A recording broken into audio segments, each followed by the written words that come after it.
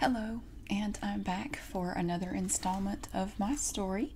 We are up to chapter 95, and I have selected a section here that if we can get to all of it, we will actually delve into part 2 just a little bit. So I'm just going to start at chapter 95. I opened my eyes that next morning to see Aiden sitting on the floor beside the couch. I sat up and blinked at him. His appearance anywhere was getting to be less of a surprise and more of a comfort. "Stay here," he said. "I've got a bagel in the toaster oven for you. It's almost ready." I looked out the bay window. "What time is it?" "Oh, about 7 o'clock. He went back to the kitchen and took my bagel out of the toaster oven. "I know you don't like coffee, but you need your caffeine, so I bought you a Diet Dr. Pepper." I took it from him and gulped down about half of it at once. "Oh, that's good." I let out a rip-roaring belch. "That was disgusting." "What happened last night?" I said. "Is Brother Eduardo okay?" "Eduardo's fine. He's back over at Grace and Tim Stone's house, and all's right with the world." "All's right with the world? How can it be if he's still in a foster home?" "He just had something to do last night, that's all. He's fine. I've got a job for you today. It's a little different than what you've been doing. You'll be..." "Today? I don't have any time to prepare, Aiden. A little bit more notice would have been nice. Don't jump the gun. You don't really have to do any sort of preparation for what you'll be doing today. I'm going to put you in a position to observe some really interesting stuff. And here," he dug in his suit coat pocket and pulled out a brown paper bag. "This is a little gift of appreciation for all the good work you've been doing. You'll need to use it today." I opened the bag. Inside was a new micro cassette recorder and some blank tapes. "Oh man," I said, "I've been meaning to buy one of these." "I know. You've been fairly busy lately. It's understandable that you haven't had time, so I got one for you. And come in the kitchen. I've got another surprise." I got up off the couch and went to see. On my little computer table next to my monitor and printer was a brand new dictaphone. Earphones, foot pedal, the whole 9 yards. "This will speed up your transcription," he said. "I want to make sure you get it right, word for word. Practice with this some when you get a free minute or two." "I really do appreciate this," I said. Those dictaphones aren't cheap. You didn't have to spend all that money on me." "Don't give it a thought," Aiden said. "I told you I'd give you the tools for the job. You probably won't need the dictaphone right away. Well, I don't know, you might. But you definitely need to take the micro cassette recorder with you." "What's going on?" I asked. "Remember when we were talking to Eduardo yesterday and I mentioned something about him being on television? Well, the show's going to be doing some taping at the church today. In fact, they're over there setting up even as we speak. And they're going to be talking to Charles after the service. I want you to be there to see it, recorded on your little new gadget there." "And you said something yesterday about this being a criminal case. Is that true?" "It is a criminal case, yes," he said. When did that come about? I mean, the child welfare people haven't even had time to finish their investigation yet. They couldn't have." "It's really not something you need to worry about. Everything's on schedule. And don't obsess over that when you're in service today. Just go where you're supposed to go, pay attention, and everything will be fine." "Prime time America," I said. "Wow, that's something. How'd they hear about this?" "I wanted to get the word out about Charles's situation here, and I figured, what better way is there to do that than to air it on national television? So I made it happen." What are they going to be doing today? Just interviewing Pastor Faust?" "They'll come in during morning service and get some footage of the church and the congregation. Charles already knows about it. He knows they're just here to collect information, and he sees how beneficial it could be. It gives him a chance to explain his side of the story to the whole country. He said he had asked Carl to do the morning and evening services today, but he changed his mind in a hurry after he heard there was going to be videotaping going on for this show." "What a camera hog your pastor is." "Pastor Steele's here? I didn't know he was coming for a visit." "He came up to see if he could help Charles," Aiden laughed. "He's got a new little gimmick for you sisters and brothers of the faith. Wait till you hear about it. Remember that song, 'Tie a Yellow Ribbon Around the Old Oak Tree'?" I was too busy thinking about other stuff to listen. "I wonder if he'll let us watch it." "What, the show? I guess it depends on how the interview goes." "I probably need to get dressed now," I said. "You need to get on back, don't you?" "I can hang around here for a while," Aiden said. "There's not much going on right now that I need to take care of." He took some cream cheese out of the refrigerator. Want some? That'd be good. Just spread on a thin layer, though. So what'd you think of Eduardo yesterday? He seemed all right. What do you mean? Was it a shock to actually hear the accusations he's making? Not as big a shock as when you sent him out and let Brother Jake grab him, no. What was all that about, anyway? Charles had something for Eduardo to do, and since he's supposed to be staying with Grace and Tim, I had to help get him out. You mean we went there? That's what I was trying to ask you yesterday, I said. Why couldn't we have just taken him to the church or wherever they were going? Why get other people involved and increase the risk of getting caught? We couldn't do it, he said. It had to be somebody else. Knowing Charles the way I do, I figured it'd be Jake. What'd Brother Eduardo have to do? You'll find out in court. It's just something Charles felt he needed to do. I knew if it was going to be done, it had to be done before the Primetime America crew showed up to talk to him. Talk to Charles, I mean. Here, eat. He handed me the bagel. Is that on there thin enough? It's fine. Really good. Fat-free cream cheese is just as good as the regular stuff. I don't care what anybody says. Aiden looked me up and down. How are you handling things? I know those thoughts still plague you. What's it like being here and having to deal with being around so much food all the time? It's hard, really hard. I feel like crap every time I pig out at one of these sisters' meetings or get-togethers or whatever you want to call them. There's always food around, no matter what we're doing, like the prayer breakfasts and ladies' auxiliary meetings. Ugh, why is that? Eating is an acceptable thing to do when you guys get together. It's a social thing.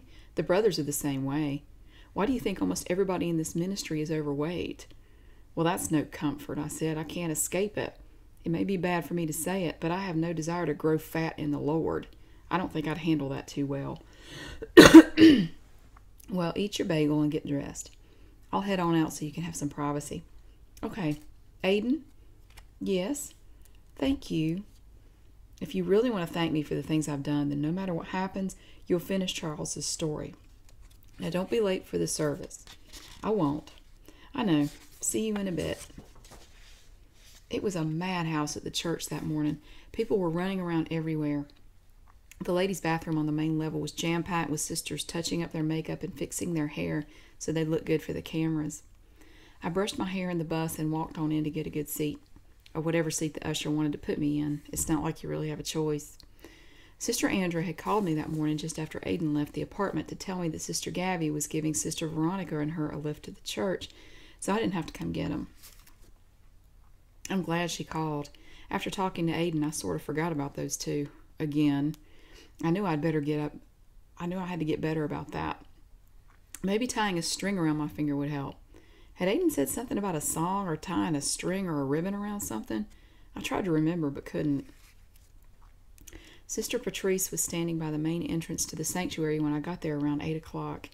She smiled at me. Right this way, Sister Lydia. I got a good seat saved for you down on the front row. We walked down the aisle together, dodging our brothers and sisters and the occasional camera guy. This is so exciting.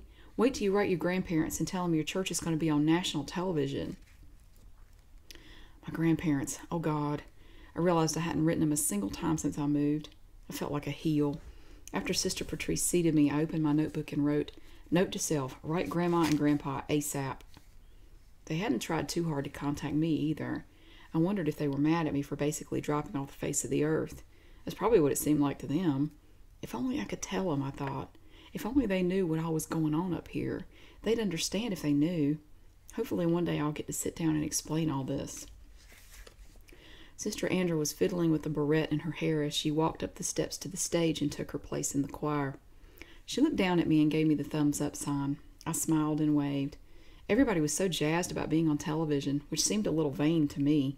They were just excited about sharing our ministry with the world, I said to myself.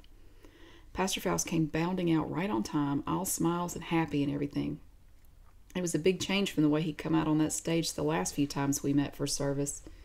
No anger, no yelling, no flushed cheeks.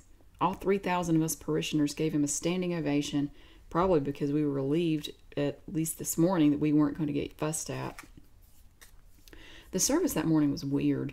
We normally started with a prayer, then Brother Ken would get up and do the announcements, The choir would sing, we'd pray some more, and then we'd settle down for the service. Pastor Faust led us in prayer, but then instead of the choir singing the chorus of 3 or 4 songs over and over, Pastor Faust called a bunch of different people up on stage out of the congregation. He called Sister Veronica to come stand beside him, some Chinese woman, I can't remember her name anymore and didn't write it down because I didn't think I'd forget it, Brother Samuel, an old blind man who'd been in the church forever, little Angela Davis, a girl with paralyzed legs from an auto accident, Sister Patrice, and a whole passel of Puerto Rican kids from Children's Church. Pastor Faust stood on the stage with these people gathered around him, and then we all sang Jesus Loves the Little Children. The Primetime America crew got footage of that. Then after he sent everybody back to their seats into the Children's Church, Pastor Faust moved straight into the sermon. It was one on community uplift and tolerance of people different from us. He said we needed to be like Jesus and celebrate the diversity of man. I don't think it lasted as long as the sermons typically did. Then we had communion. The crew got a good close-up shot of Pastor Faust personally serving with some of the single brothers during that. Everybody was happy when they left after service, as far as I could tell. I stood around by the elevator looking for either Aiden or Pastor Faust, just somebody to tell me where we were going now and if I was still invited. Pastor Faust was hung up in the sanctuary talking to people. He still had his microphone on, and I could hear him in the hallway, cracking up and joking with the people crowded around him. I was just about to go back in there when Aiden came running up to me. "It's almost time," he said. "Go on up to Charles's office. We'll meet you there." "Is the TV crew coming too?" "Of course, go." I pushed the elevator button and watched Aiden run back into the sanctuary. The elevator came down, and I saw my bio brother standing there when the doors opened. "Brother Rich, what are you doing in there?" He looked past me and out into the fellowship hall. "Is Pastor Faust about ready? He told us to move some furniture and stuff around in his office, but we weren't sure exactly what he wanted moved or where he wanted us to move it to." "I think they're coming in a minute. Now I need you to get off the elevator so I can go up." "You? What business do you have going up there? There's nobody up there now but the single brothers." "I just need to. Pastor Faust knows about it, and it's okay. Move, please." He flashed a playful grin and clamped his hands on the open doors. "Can't get by without 10 cents, he said, still with a gleam in his eyes I hadn't seen in years. 10 cents my foot. You loon, move." I pulled him out of the elevator and giggled all the way up to the 5th floor. We used to pick at each other and say stuff like that when we were kids.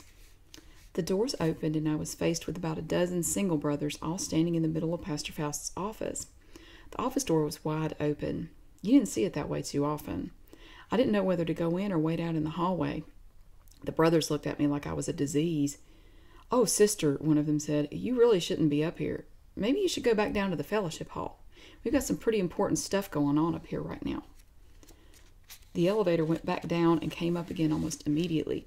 Pastor Faust stepped out with Aiden right behind him. "Y'all clear out of here," he said to the brothers. "Sister Lydia, you're the only one I want in here other than Brother Ken. Y'all brothers want to make yourselves useful? Go find Brother Ken. See what's holding him up. And don't come back up here. Get to work on those ribbons." The brothers stuck their noses up in the air as they marched past me single file and got on the elevator. I felt like I was giving them the finger or something. After the brothers were gone, I helped Aiden move the sofa over next to the front door to get it out of the way. "Go sit in that chair by Charles's desk," he said. "The camera crew's going to be bringing in all their stuff in a minute." Pastor Faust sat down at his desk and sighed. He looked over at me. "You ready for this?" "Yes, sir, I think so. I don't really have to do anything except to sit here and take notes." "This should be good. I'm glad Aiden can do this for me. I know he's been real busy with you lately. So busy, in fact, he's hardly had time to do much else for me anymore." Aiden had gone back out in the hallway to wait for the television crew to come up on the elevator, but he came back in the office when he heard that. "Charles, let's not get into this just now," he said. "You know that everything happens for a reason. Even Denali has told you that." "Who's Denali?" I asked. "Nobody. Listen, Charles." We heard the elevator doors open, and 2 or 3 men came in with cameras, cords, lights, and all sorts of other stuff that had purposes I couldn't even begin to understand. One of the men asked Pastor Faust if he wanted to be made up before the taping began. Pastor Faust looked at him like he was crazy and said something I couldn't hear from where I was sitting. Aiden came over and stood beside me. "Isn't this something?" "It certainly is something, all right. I don't know what, but it's something." Some more people came up on the elevator with even more stuff. How long is this setup going to take? Do you have your tape recorder? Yes, sir. I pulled it out of my purse. Is it ready? Yes, sir. Good. Just stand by. Those guys were unbelievably fast. The lights were set up, the cameras were ready, and everybody was ready to go in about 20 minutes after I got up there. Aiden had been running around talking to the crew and making sure Pastor Faust was comfortable and prepared for the interview. Just as Aiden came back to make sure I remembered to turn on my tape recorder, Bob Edmondson came in. I couldn't believe this was really happening. I'd seen him on the show before, but this was surreal. There was no beating around the bush. Mr. Edmondson introduced himself to Pastor Faust. They shook hands, and the cameras were rolling. Aiden sat me down in a chair about 10 feet away from where the interview was to take place. I was so honored to be a part of it all. Just remember to relax, Mr. Edmondson said. It'll be easy once you get started. The following is the transcript I typed up from the tape I made during the interview. Question. Pastor Faust, have you ever told anyone who left this church that they would die, that they would go to hell? Never, never. Question. Well, let me ask you this. This is a letter on your church's letterhead to a former member. The letter has your signature on it, and in part of it, it says, God will not allow anyone to do his prophets harm. It also says, you will die because of what you've done. Therefore, because of what this former member has said about you since leaving his church, answer, is a sin unto death. Question, a sin unto death? Answer, yes, sir, that's right. Question, this former member is damned to hell? Answer, that's right. Question, isn't that a threat? Answer, no, that's no threat. That's a statement from the Word of God. Question, the allegations that this former member led up to an even more damaging accusation, Pastor Faust, and that accusation is that you use sex as a way to control your followers. What does the Open Arms Christian Church say about homosexuality? Answer, it's wrong to be a homosexual. Question, is it a sin? Answer, it is a sin unto death. Question, Pastor Faust, have you ever engaged in a homosexual act? Answer, no, I have not. Never. That would make me a homosexual. Question, well, in our investigation, we have found more than 20 men who say you have. They all tell the same stories. They say you're a preacher who uses his position to abuse and manipulate your followers.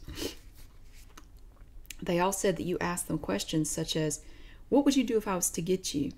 What would you do if I was to get you in the tail? Also, they all said that you told them that sex between two men is okay, even in the eyes of God, as long as there was no love involved. They said you told them it's the same thing as masturbation. We've talked to quite a few people, many of them with no connections to each other, and they're making the same charges, that you either seduced them or attempted to seduce them. Why is that? Answer. I have no answer as to why they're doing that, but it's not true. It never happened. And you're talking about a few people who have left this ministry that are making, question, not a few, there are more than 20 witnesses. Answer, would you call 20 a lot out of thousands of people? Hundreds of thousands of people? Question, yeah, I would call 20 people a lot. Answer, well, question, you don't think it's unusual that 20 people over the course of years would say that you've made homosexual advances toward them? Answer, no, I don't. These accusers do have a connection to each other. They're all racists. Race relations has always been a big part of my ministry, as you saw in service this morning, and these accusations are just an effort to destroy that work. Question, are you saying this is some sort of conspiracy? Answer, yes, sir, I really feel that it is. This is just it's something that can scar and destroy a minister, and it's not destroyed me because it's not true. The Open Arms has flourished over the last 27 years, and it will continue to do so. Question. Now, while most of your church's congregations are near naval bases, you have one congregation in Los Angeles, California. There's a young man who was part of that congregation who says that within a few weeks of meeting him, you pressured him and finally persuaded him to have sex with you. I'm going to show you a picture of this person. We can't use his name because he's still a minor. We'll call him Enrique. Do you know him? Answer, yes, I do. Question, who is he? Answer, he's a young man who was a part of this ministry here in Dalton Fisher, Indiana, and in Los Angeles, California. Question, This young boy, Enrique, says that you had sex with him repeatedly starting when he was 12 years old. In fact, you had sex with him in this very room. Answer. You know, it's amazing because that same young man gave a statement on tape and a written statement, and I have it, saying that nothing ever occurred that was immoral or wrong. And I have both of those statements, the taped one and the written one, right here. I'll even let you have them. They're copies anyway. Pastor Faust takes a letter and cassette tape out of the desk drawer. Let me read this part to you. It says, "To whom it may concern, at no time have I ever seen homosexual acts in the Open Arms Christian Church. Pastor Faust lives a straight life." That's just the first part. The boy wrote that letter himself. Question. Enrique talked about this letter when we spoke to him last night, Pastor Faust. He says it was written for him and that you ordered him to sign it. Answer. Well, how on earth? Question. This makes Enrique's case especially disturbing. What makes Enrique's case especially disturbing is that you, Pastor Faust, have been accused of approaching minor children for sex before, long before. Before Enrique was even born, there was another young boy, 14-year-old Brian Dixon. Dixon says that in 1967, you were like a second father to him while his own dad was away in Vietnam, and that his family attended your church in North Carolina. He spent Christmas Eve that year at your house. He says that your request for an alcohol back rub that night turned into something else. I can tell you from having interviewed this man myself, the memory is still painful for him 30 years later. Mr. Dixon says, Pastor Faust, that you tried to coax him into having sex with you. After that Christmas Eve night in 1967, he reported the incident to his mother, and you immediately closed down your church and left the state of North Carolina. Answer. Brian Dixon? But that's not true. I did not make any advances toward him whatsoever. That incident never happened. Brian Dixon is just another conspirator trying to destroy this ministry. He's trying to destroy me personally. But you know what? I'm going to press on because that's what the Lord wants me to do. That's what Jesus did when people went after him. Question. And how do you think your trial will go? Answer. The Bible will protect me through all that. The Bible says that you shall know the truth and the truth shall make you free. I guess Bob was satisfied with Pastor Faust's answers because he ended their interview right there. I couldn't believe what I was hearing. The questions weren't anything like what I thought they'd be, and they obviously came as a shock to Pastor Faust, too. Those lights were really bright over his head, and about halfway through the interview, he was wiping sweat off his forehead with a handkerchief. Aiden was standing beside my chair, and I looked up at him several times for some sort of explanation as to what was happening, but he didn't look at me. He just stood there with his arms folded, watching what was going on. I couldn't believe he wasn't doing anything to stop it. Even Pastor Faust looked to him a few times for help, but he didn't get any. After the interview was over, Pastor Faust burst out in anger like I'd never seen from him before. "This was a setup," he shouted, and he jumped up out of his chair. "This is not what we discussed yesterday. You didn't ask me a single question about the ministry or what we do in this community or anything. All this talk about homosexual sex going on here. I want those tapes. Give them to me." He went over to one of the cameras and started banging on the side of it. The cameraman tried to stop him, but Pastor Faust pushed him out of the way. One of the other crew members took the camera and escorted Mr. Edmondson out to the elevator, and they went back down. Pastor Faust went for one of the other cameras, and Aiden got me out of the way. We stood in the doorway of the bathroom and watched the confusion. "Do something," I cried to Aiden. "Stop them." "I can't." "What do you mean you can't? Do it." Television crew managed to get all the cameras out, but they left some of their equipment behind. Pastor Faust followed them out in the hallway and kept screaming at them to give up the tapes, but there were a lot more of them than he could handle. He threw a microphone stand at them. I bet he was wishing he'd let the Single brothers stay up there at that point. He came flaming back into the office, walked up to me, and snatched my notebook out of my hand. He tore it up right in front of me. "You're done," he said. "Out. No more biography. Aiden, you didn't do a single thing to stop those people. Escort little Miss Priss here out to her car and then stay out yourself. You're finished here." "Only if you don't disfellowship Liddy," Aiden said. "I'll go away and never bother you again if you'll let her stay in the church." "Did I say anything about kicking her out of the church? No, I didn't. I say who goes, not you. She can stay in the Open Arms for all I care, but if I hear tell of her mentioning this interview to anybody, she's gone for good, just like you are. Understand?" He glared at me like he wanted to pinch my head off. I told Pastor Faust I was sorry, but I didn't know why I said it or what I was sorry for. I was numb all the way out of the church and down to the bus. Aiden walked right beside me and held my hand the whole way. I can't believe what just happened up there, I said, and I nodded to the church. What's going on? Why did they come up here and ask him all this stuff? They asked him because this story is sensational. It'll get ratings, plain and simple. I'd like to say they had a more noble cause than that, but that's really all there is to it. Why'd you let them come then? Why did you invite them here? Charles said he wanted national exposure, and I got it for him. I don't think that was the kind of national exposure he had in mind, Aiden. He's going to come off as some kind of pervert now. You know they portray people however they want to on those shows. They change all the answers around. And they had him sweating like a hog the whole time. Those lights are hotter than you'd think, and they had 2 or 3 of them right over his head. Check your tape recorder. I pulled it out of my purse and turned it over in my hand. The tape was still running. I'd stopped it about halfway through the interview to turn the tape over, and there was still a little bit left on side B. It's still going. Okay, turn it off now. If you don't feel up to it, I'll drive you home. I think I'm okay, but I'm not going to stop you if you feel like driving. Aiden looked very small behind the wheel of the bus. I wondered if I looked like that when I sat over there. He kept glancing over at me all the way back to my apartment. What are you thinking? He asked. I think this is nasty. I don't know what I mean by that. Nasty is the only word in my head right now for some reason. Is it the thought of those accusations possibly being true? I know you mentioned it last night over at Gabby's. No, I don't think those accusations are true, I said. I remembered the Bible verses Sister Gabby told me to think about just then. Doth the fountain send forth at the same place sweet water and bitter? Can the fig tree, my brethren, bear olive berries, either a vine figs? So can no fountain both yield salt water and fresh. I know they're not true, I said. There's no way those things really went on there. How do you know that? Think about it, Aiden. If that stuff actually happened, don't you think somebody would have reported it by now? Never mind the fact that Pastor Faust preaches so strongly against homosexuality in the true Christian's walk.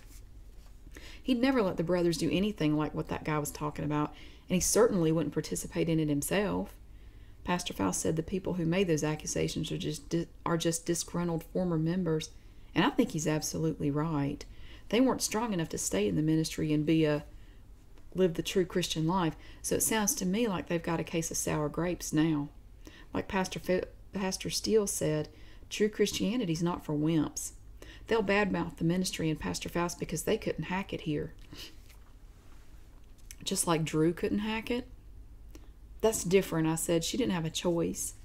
I do think that what Sisters Andra and Veronica did in that situation was wrong because they didn't communicate with Pastor Faust to find out what to do first. But that's totally different from what these other former members are doing. It's like comparing apples and oranges. Anyway, even true Christians aren't perfect. But you think Charles is perfect? Sweet and bitter water and all that. No, that's not to say I think he's perfect. Anointed, yeah, but as long as man is still alive and on this earth, we're bound to make mistakes. Drew made a mistake. Sisters Andra and Veronica made a mistake. Well, that's my opinion of it anyway. And I think Pastor Faust made a mistake in ever trusting Brother Eduardo. Really? Oh, yeah, I think he's a big fat liar. I especially think that now that I got to sit in on that joke of an interview where they used his words against Pastor Faust. God, what a sham that whole deal was. So you think Drew's situation is entirely different from the way these men left the ministry, the men they mentioned in the interview. They're trying to tear down the ministry because they couldn't handle it, I said. Drew's not, her situation isn't like that at all. But how do you know that that's what these men are trying to do if you weren't there? If you hadn't seen what happened to Drew, you'd think the same thing about her. You'd believe whatever Charles or anybody else told you about that, and you'd never question it. I turned and looked out the window. Stop confusing me. I've had enough action and drama this weekend without you adding to it. It's just something to think about, Liddy. I threw my purse in the back seat and rubbed my temples with my index fingertips. I have a raging headache right now. We'll get you some aspirin or something once we get back to the apartment. Then maybe you can lie down for a bit. I know this has been awfully hectic weekend for you. The thought of all the stuff Pastor Faust had said to us came back to me. Did Pastor Faust really tell you to leave? Was he serious? Aiden sighed. I'll go back, Liddy. I have to go back. Like you, I really want to help Charles. He said those things because he's afraid right now. Not only does he make mistakes like everybody else, but he also has doubts and fears like everybody else. We pulled into a parking space in front of my apartment building. I instinctively started looking around for protesters. They're not here right now, Hayden said. Who's not here? That gang of people you're looking for. Come on, let's go inside. I bet you're awfully hungry by now. Aiden put another bagel in the toaster oven once we got upstairs, and then he instructed me to get out another notebook and write down everything I could remember about the interview. I want you to try out your dictaphone tonight, he said. You need to get some practice at using it, and now's as good a time as any to start. Aiden brought me a cup of water and some Tylenol for my headache just as I sat down on the couch and slumped over the new notebook.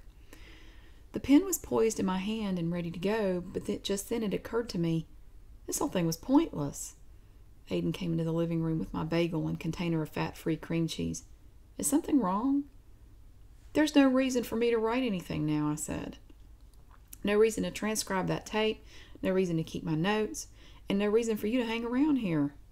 Pastor Faust said the biography's off now, so I guess... And maybe you shouldn't be here since Pastor Faust... Whoa, hold on a minute. Aiden set the food down on the sofa beside me. There's still going to be a biography. You're still going to write about Charles in this ministry. You should only worry about what I tell you to do, even if it contradicts what Charles says. I know that sounds odd and against everything you're taught in the church, but in order for this to be written the right way, you have to do that. We're on the same team, Liddy, even when it doesn't seem that way. I know, but there's got to be... the biography's still on, and you still have interviews to do. Places to go, people to meet. Charles is angry right now because he thinks the thing with Primetime America didn't go so well. Well, obviously it didn't go so well, I said. He has about 6 days until the trial starts, and that show won't air until next spring. It'll all be over by then, and I think a lot of people are in for a surprise. But why put Pastor Faust through all that? Why didn't you just tell him it's all going to be okay? He's been in no frame of mind to listen to me for quite some time, and today was no different. You were there. You saw how he was. But it's no big deal. All of this will be incidental when it's all said and done. How can... I tell you what, he said. He went into the kitchen and looked at the clock. You don't have any pressing engagements this afternoon, do you? Not that I know of. Sister Andrea didn't say anything about me going over to her place. I think she feels sort of awkward around me because of the whole thing with Drew. Like she thinks I don't really understand her reasons for kicking her out. Which I actually don't understand, just not for the reason she thinks. At least I don't think I understand. It's complicated. Who knows anymore? So the answer to my question would be no. What? I said. Oh, pressing engagements, no. None that I know of. Though I'm sure the sisters are probably over at the Paragon or somewhere eating lunch. I could try to call somebody, maybe try the church to see if anybody knows where they are. I really need to report in anyway, especially since I'm not with anybody else. That's all right, he said. I know you're worn out, but I have one more thing I need to do today. Grab your bagel and follow me. Where are we going? To the Ocean View Inn, he said. Chapter 96. Liddy was surprised when Carl opened the door to his room and greeted her by name. If I didn't know any better, she said, I'd think you were expecting me. You mean us, don't you? Carl said, and he nodded to Aiden, who was standing just beside her in the doorway. Oh, sorry. I forgot to ask him about that on the way here. I never know who can see him and who can't, so I just assume nobody can unless they say something. I didn't think you knew my name. We only met, maybe one time. No, that's when... We've actually never met. Aiden's told me a lot about you, and I have someone I'd like you to meet, too. Please come on in and make yourself at home. Liddy and Aiden stepped into the room. Denali got up off Carl's bed and approached them. You know what Aiden is, Carl said. This is Denali Sioris. He helps me just like Aiden helps Charles. Denali took Liddy's hand and kissed it gently.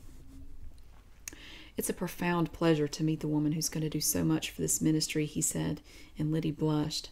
What's the matter? I'm sure Aiden's told you that before. No, sir, Liddy said.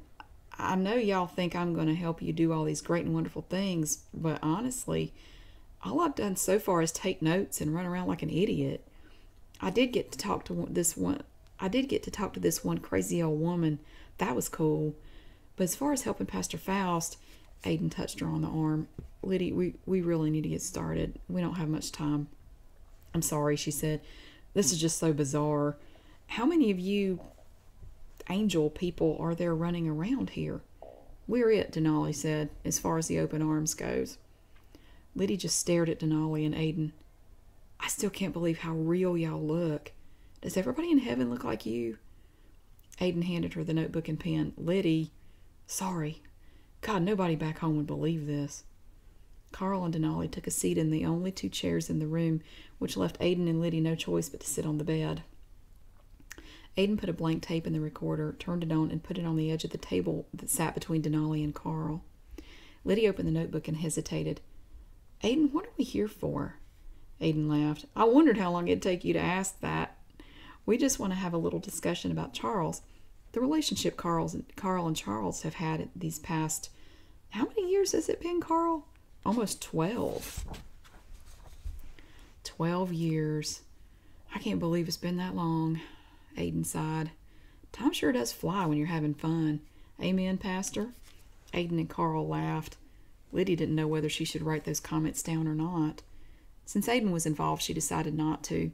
She knew she couldn't mention him in the biography anyway. So tell me about it, she said. I don't know any particulars, so I can't really ask specific questions right now. I'll ask them as they come up. Carl leaned back in his seat and smiled at her. I bet the brothers really eyeball you, don't they? Aiden cleared his throat and shifted around on the bed. Carl nodded. Sorry, Sister Lydia. That was terribly inappropriate, wasn't it? You're just a pretty girl. That's all I wanted to say. Thank you, she said to Carl. So you've been in the ministry for 12 years. When was it that you got your own church? Don't you want to hear the story of how Charles and I met? Carl asked. Maybe you've already heard it. If you've ever been in service here when I was preaching, I'm sure you have. Actually, I don't think I've heard that story before, Liddy said. Why don't you tell me? Oh, it was, it seems like about 1,000,000 years ago, back in the Stone Ages, when I was bumming around in Norfolk, Virginia, and I'm not ashamed to sit here and tell you that I was peddling drugs, selling that foul mess to pregnant women and little kids on the street, and just basically living a very shameful, ungodly life. I sold used cars for a while. I was out on the streets one night at 2:30 in the morning when Charles came up to me. He wasn't ashamed to be seen with me out there because he knew that if God led him to go somewhere, it wouldn't be in vain. People can think whatever they want to about our bishop and founding pastor, but I know he's a man of God, just for what he did for me that night. He shared the gospel with me, and I became a part of the Norfolk church the very next day when Charles himself baptized me in Jesus' precious name. Amen. It was tough for me those first few years because I was still so young and cocky and all. I thought I knew everything there was to know. I'm just thankful I had enough sense in my thick head to listen to and accept the truth just like you did. Liddy wasn't as worried about taking notes now that she had the tape recorder. She instead spent her time writing down 1- and 2-word descriptions of Carl's body language. Confident posture, she scribbled in her notebook. So what happened after that, she asked. I stayed in the Norfolk church for about a year or so, and then one day, this was one time when Charles was visiting the church, he came up to me and said, Brother Steele, you've come so far in your ministry since you got started. The Lord has shown me that you're a brother. You're a brother that's meant to be separate from the rest. You've really blessed this ministry.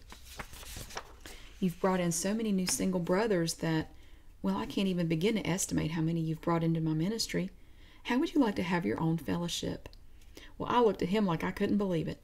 How would I like it? I said to him. I'd love it, Pastor Faust. Just tell me where you need me to go, and I'm gone.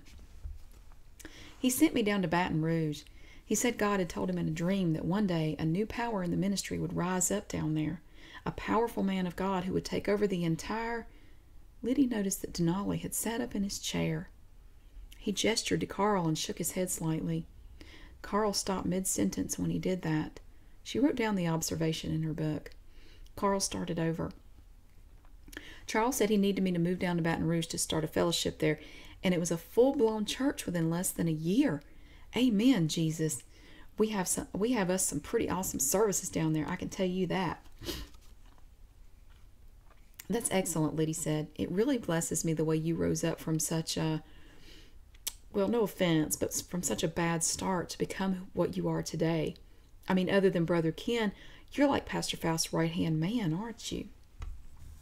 I'm just a humble servant of the Lord, Sister Lydia. I don't get all hung up on stuff like that. As long as I'm doing the Lord's bidding, I know I'm right where I'm supposed to be.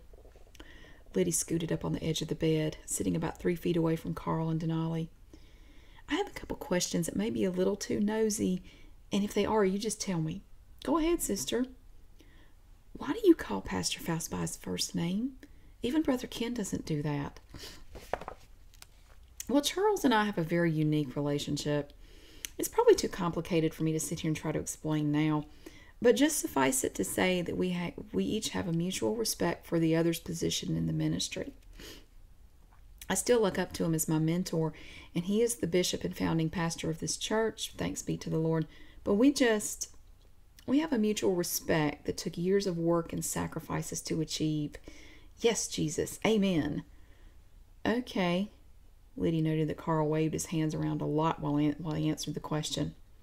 I see what you're saying, and my other question is, how did you end up with Denali as your, whatever you, I don't know what you call him. My assistant, Carl said. Assistant. All right. Aiden, is that what Pastor Faust calls you? He used to call me that, Aiden said. Denali started chuckling. Yeah, we know what happened this morning. He really lost it, didn't he? Carl covered his mouth and coughed to cover up a laugh. No offense, but I can't believe y'all find that funny, Liddy said. Pastor Faust just had what I would call the worst interview in the entire history of the world, and he's mad right now because of it. Those people are going to make him look like some kind of criminal, and y'all think that's something to laugh about? She's right, Aiden said. This isn't funny. Really. Liddy, the only reason we can laugh about this is because we know how it's going to turn out, and Charles doesn't. Well, maybe you should share, she said. Put him out of his misery. That sent Carl over the edge, and he burst out in laughter that almost pitched him out of his chair. Put him out of his misery. God, she's too much, Aiden. Have mercy.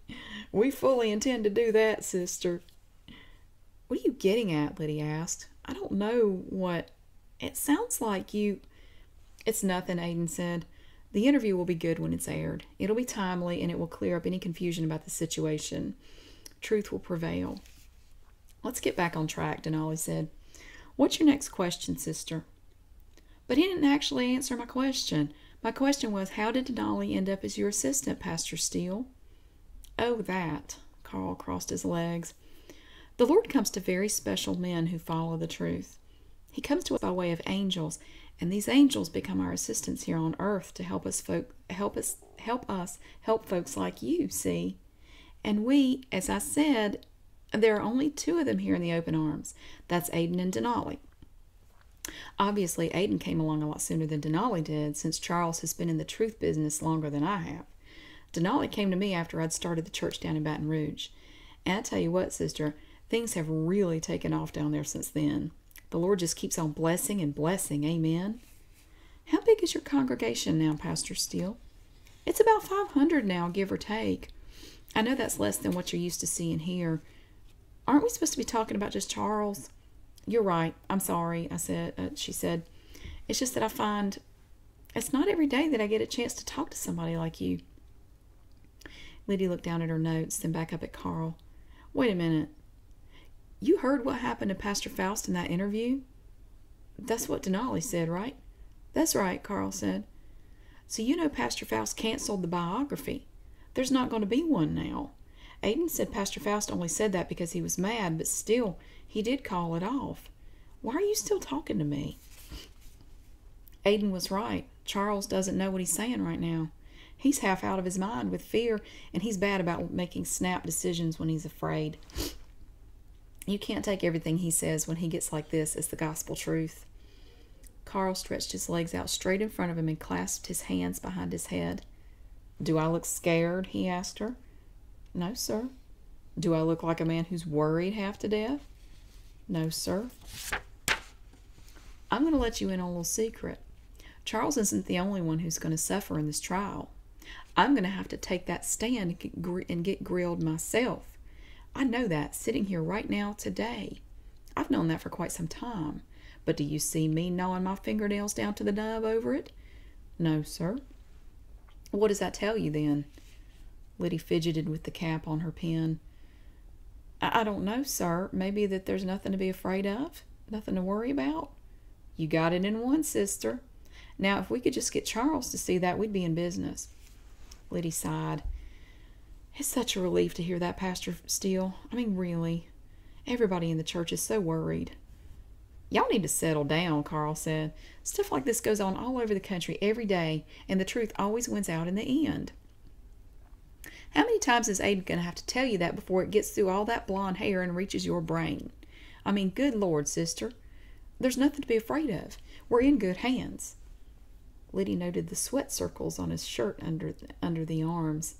Sweaty armpits, she wrote down. Hot in room.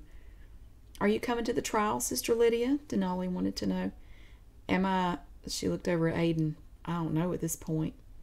We'll both be there, Aiden said. Charles needs my help, and Liddy can get some good material for the biography. Carl had drawn his legs back up and was bouncing in his chair. Liddy noted it and asked him if he was okay. To tell you the truth, not that I haven't been, it's just a figure of speech, but I'm just ready to get all this legal nonsense out of the way so we can get on with business. God doesn't have time for us to be playing around with courts and lawyers and judges and all that garbage. Amen? Amen, Liddy answered. Like I said to Aiden, I wish I could fast forward ahead to, like, a year from now so I could make sure everything turns out okay. Carl stared off into space. I'm sure you do. Chapter 97. I got back to the apartment at about 4 o'clock that afternoon with 2 full tapes, both sides, 6 pages of scribbled stuff, and a headache that I thought was going to split my skull open. Aiden reminded me about the letter I needed to write to my grandparents and then excused himself. He said he had some maintenance work to do for Pastor Faust, whatever that meant. I got out some notepaper and sat on the couch to write my letter. I hadn't gotten any farther than Dear Grandma and Grandpa when there was a knock at my door. It was Sister Esther from downstairs, and she invited herself inside. Sorry I haven't been up to check on you in a while, she said. Things have just been so busy with my group. You know, out singing at the nursing homes and working with the letter writing committee and all. But, so how are you, sister? I'm surprised you're not out with the ladies doing something this afternoon. Did you take care of that thing we talked about? She meant the CDs. Yes, ma'am. I pretty much threw out everything. All I have now are the ones on Pastor Faust's list of acceptable entertainment and some of his old sermons on tape. I keep the sermons in the bus to listen to. No more John Denver business going on in here? No, ma'am, absolutely not. She glanced over at the couch where my letter to B was. What's this? She walked over to it and picked it up. Oh, a letter home. You probably want some help with this. Some help, I thought. I have an English degree, for crying out loud. Well, you know, you're so new here and not used to how things should be done. It may be best if I stay up here and help you figure out what you want to write. Communication with our worldly family members is important, especially if they have doubts about the church. So I'm glad to see you writing to your grandparents, but we want to make sure we don't give them the wrong impression. Gosh, it's good I happened to come up here when I did, amen? The Lord's right on time, as usual. Let's sit down. I hid a sigh as we both sat on the couch. Did you have anything in particular in mind that you wanted to tell them about? Sister Esther asked. No, ma'am. Well, of course you want to say that you're settling in well and that the Lord has really blessed you and that you're so thankful to finally be where God has called you, right? Oh, yes, ma'am, I do intend to put that in there. That's a given. For some reason, I thought about the sweat stains on Pastor Steele's shirt just then. Good, excellent. We always want to let people know that we care about people out in the world, but people we love just the same. Let them know what a wonderful thing it is to be a part of the true ministry. Your grandparents go to church, don't they? Yes, ma'am, they do. They go to a Baptist. Well, I'm sure they're grateful to know that you're going to church too, even though they no doubt actually believe their church is as good, if not better. They'd especially be glad to know you're so involved in the Open Arms. If you didn't go to church before you moved here, did you? No, ma'am, I pretty much didn't worry about it. If you were anybody on the outside, I'd be concerned about an attitude like that, she said. Fortunately, you came to see the error of your ways, so to speak. Now, I'm an old pro at helping new sisters like yourself write that first letter home. Is this the first letter you've written them since you got here? Yes, ma'am. I've been so busy with work and church and everything that I just haven't had time before now. That's fine. They'll understand, I'm sure. Why, my own daughters are grateful to get a letter from me every 6 months. And if they want to see me, they know the rule is that they have to come out here and attend service with me. We have to expose our loved ones to the truth as often as possible. Amen? Amen. So I'd say you need to start by just use the standard, I hope everything's fine, hope you're doing well, opening. Write that down. I wrote down a few sentences to that effect and she read them over. Okay, that's not bad, but you really should have said you hope God is watching over them and that He's blessing them in their daily walk. In my opinion, anyway. I got another sheet of paper and started over. Now, she said, you need to tell them about all the exciting activities you've had the chance to partake in the last few weeks. What have you been doing? She giggled and pinched my arm. Not only is this a good writing exercise for you, it allows me to catch up on what you've been doing with yourself. Lord, you are so efficient in your ways. Amen. I've been to a lot of Bible studies, I said. Wonderful. Why don't you write about some of the things you've studied? You'll need your notes for that. My notes? The notes you take in Bible study. Oh. Please don't tell me you haven't been doing that, she said. Oh, no, ma'am, I have. It's just my notes were in the safe along with everything about the biography. I couldn't be digging through all that junk without her wanting to see what all was in there. It's just what? Don't you keep all the notes you take? I do, but can we just tell them about something else first? Well, what else have you been doing? We'll see what you have to work with. I've got a job. Maybe I could tell them about what I do for a living now. It's totally different from what I was doing before. Think about the impression you're going to make on your grandparents if you put that in your letter before the ministry activities. They're going to see your work as your top priority, even higher than anything you do in the church, and we can't have people thinking that. Is your job your calling in life? I certainly hope not. What else? We have the luncheons and breakfasts and the ladies' auxiliary meetings I could tell them about. Ah, there you go. Where are your notes from the ladies' auxiliary meetings? Oh. You know, she said, come to think of it, I don't remember seeing you in our last meeting. Were you there? Yes, ma'am. I honestly couldn't remember whether I was there or not with everything Aiden had me doing, so that might have been a lie. I had a 50-50 shot at it being the truth, though. At that point, I just wanted to get the stupid letter over with. Well, where are your notes, then? I don't know right offhand where they are, I said. Do you have any of the newsletters? I do, but they're somewhere. I don't know where they are either. Sister Esther stood up and smoothed her skirt over her tummy. I tell you what, she said. I've got an errand to run for Pastor Faust, and I'll be gone for about a half an hour. That'll give you time to find those notes and things so you can write the letter the way it should be written. I'll come right back up here as soon as I get done, and then we'll do this. I'm not trying to be hard on you, Sister Lydia, but you really need to be more organized. Suppose I was some lost person coming up here for some encouragement. Suppose I was somebody looking for the truth. I'd be long gone before you could dig up everything you need to share with me like a good sister ought to. I know, I'm sorry. It's just that everything's still up in the air. I don't know where anything is half the time. I'm lucky to remember where my clean clothes are. No excuses. If Pastor Faust heard you talking like that, he'd rebuke you in the next week. I'm just warning you, get your stuff together and keep it that way. God don't like ugly, and He surely don't like messy. Yes, ma'am, I'll do that right now. I opened the safe and started going through all my papers as soon as she left. My Bible study notes were all mixed in with my interview notes, and I only found one newsletter in there. I found some more useful things crammed in the back of my Bible, and I laid all the appropriate stuff out on the couch. I need to show some initiative, I said to myself as I picked up yet another clean sheet of paper. I'll start a new letter to Grandma and Grandpa. I worked really hard on that letter. Here's what it originally said. Dear Grandma and Grandpa, Hi, I hope all is well and that the Lord is watching over you. I also hope that He is comforting you in the time of your loss of Uncle Dean. I wish I could have come to the funeral, but I just couldn't get away. Things have been really hectic in my life. I have attended many Bible studies. Our studies lately have focused on holiness, women of the Bible, courage in the face of doubt, and using faith as a weapon against negative opposition. I feel I have come up so much higher in God in my few short weeks here, and I wish you could be here to experience it for yourself. Pastor Faust has been a great help to me also. You can tell he really cares about his congregation. I've never known a minister like him before. He's tough on us, but we need it in order to come to know the truth the way a Christian needs to.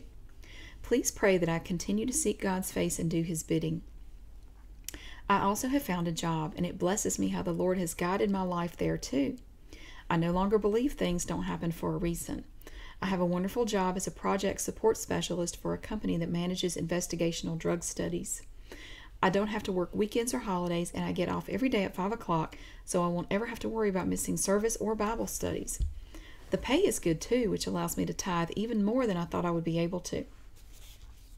I have to run. Please write to me when you can. You can still call me, but the chances of catching me at home these days aren't good.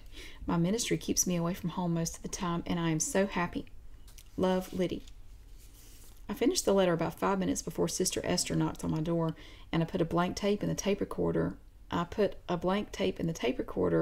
And set it to record. I think that was the first time I ever did that without Aiden telling me to. I hid the recorder under the couch and let Sister Esther in. Sister Esther was pleased with my effort, but she didn't find much about the letter that she approved of.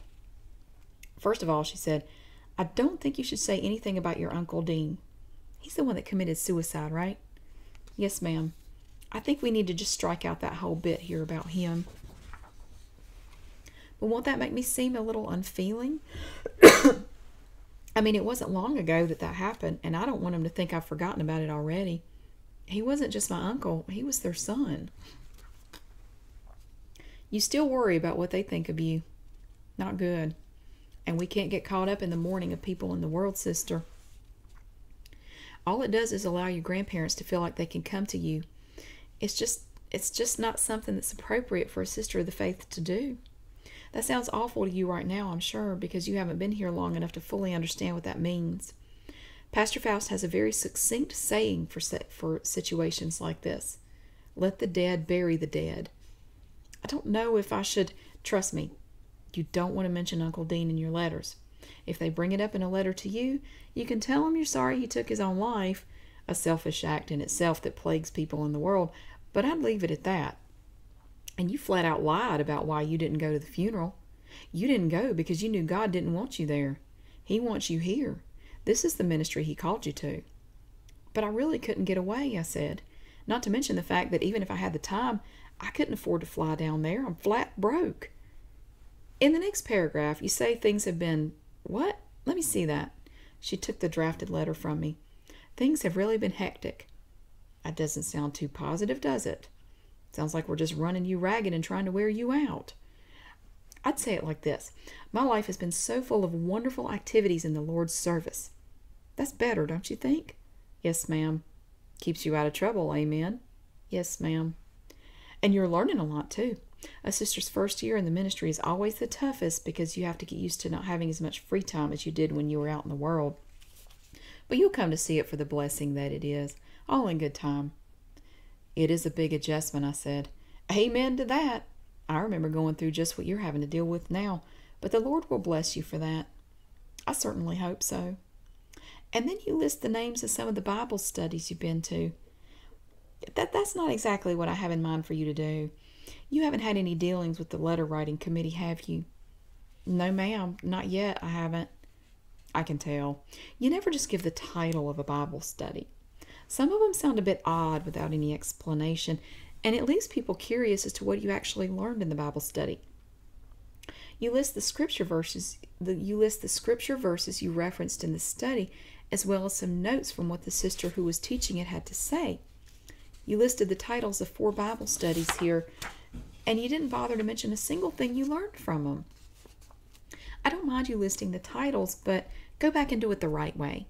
Write at least a paragraph of things you learned in each study, and then list all the Bible verses for each one. You did write down the scripture references in your notes, didn't you? Yes, ma'am. I'll make sure to add them in the final draft of the letter. And for the most part, what you said about Pastor Faust is acceptable. Not bad for a beginner. You call him tough, though. That needs to be changed. Oh, just take it out. Nobody refers to a minister as tough. That just sounds bad. He's not a drill instructor, for heaven's sake. And you talked about your job too much. You wrote a longer paragraph about that than you did about Pastor Faust. Really, it's too much. I just tell him you're a, whatever your job title is, and move on to the next thing. And I wouldn't encourage them to call you. I didn't think that's what I was doing, I said. All I said was they probably wouldn't get me. You're new here. After you've been in the ministry for a while, all of this will be so clear to you that you'll look back at this and think, what an idiot I was for not seeing it sooner. Yes, ma'am. She looked at me for a minute. I have to tell you, sister, I don't think you're ready to write home yet. Ma'am? The Lord is leading me to tell you that you need to just not do it right now. You need to pray about what you want to say to your grandparents. And maybe in a week or so, we'll get together and try this again. Okay? At that, she told me she had to go change and get ready for the evening services. I had to get ready too.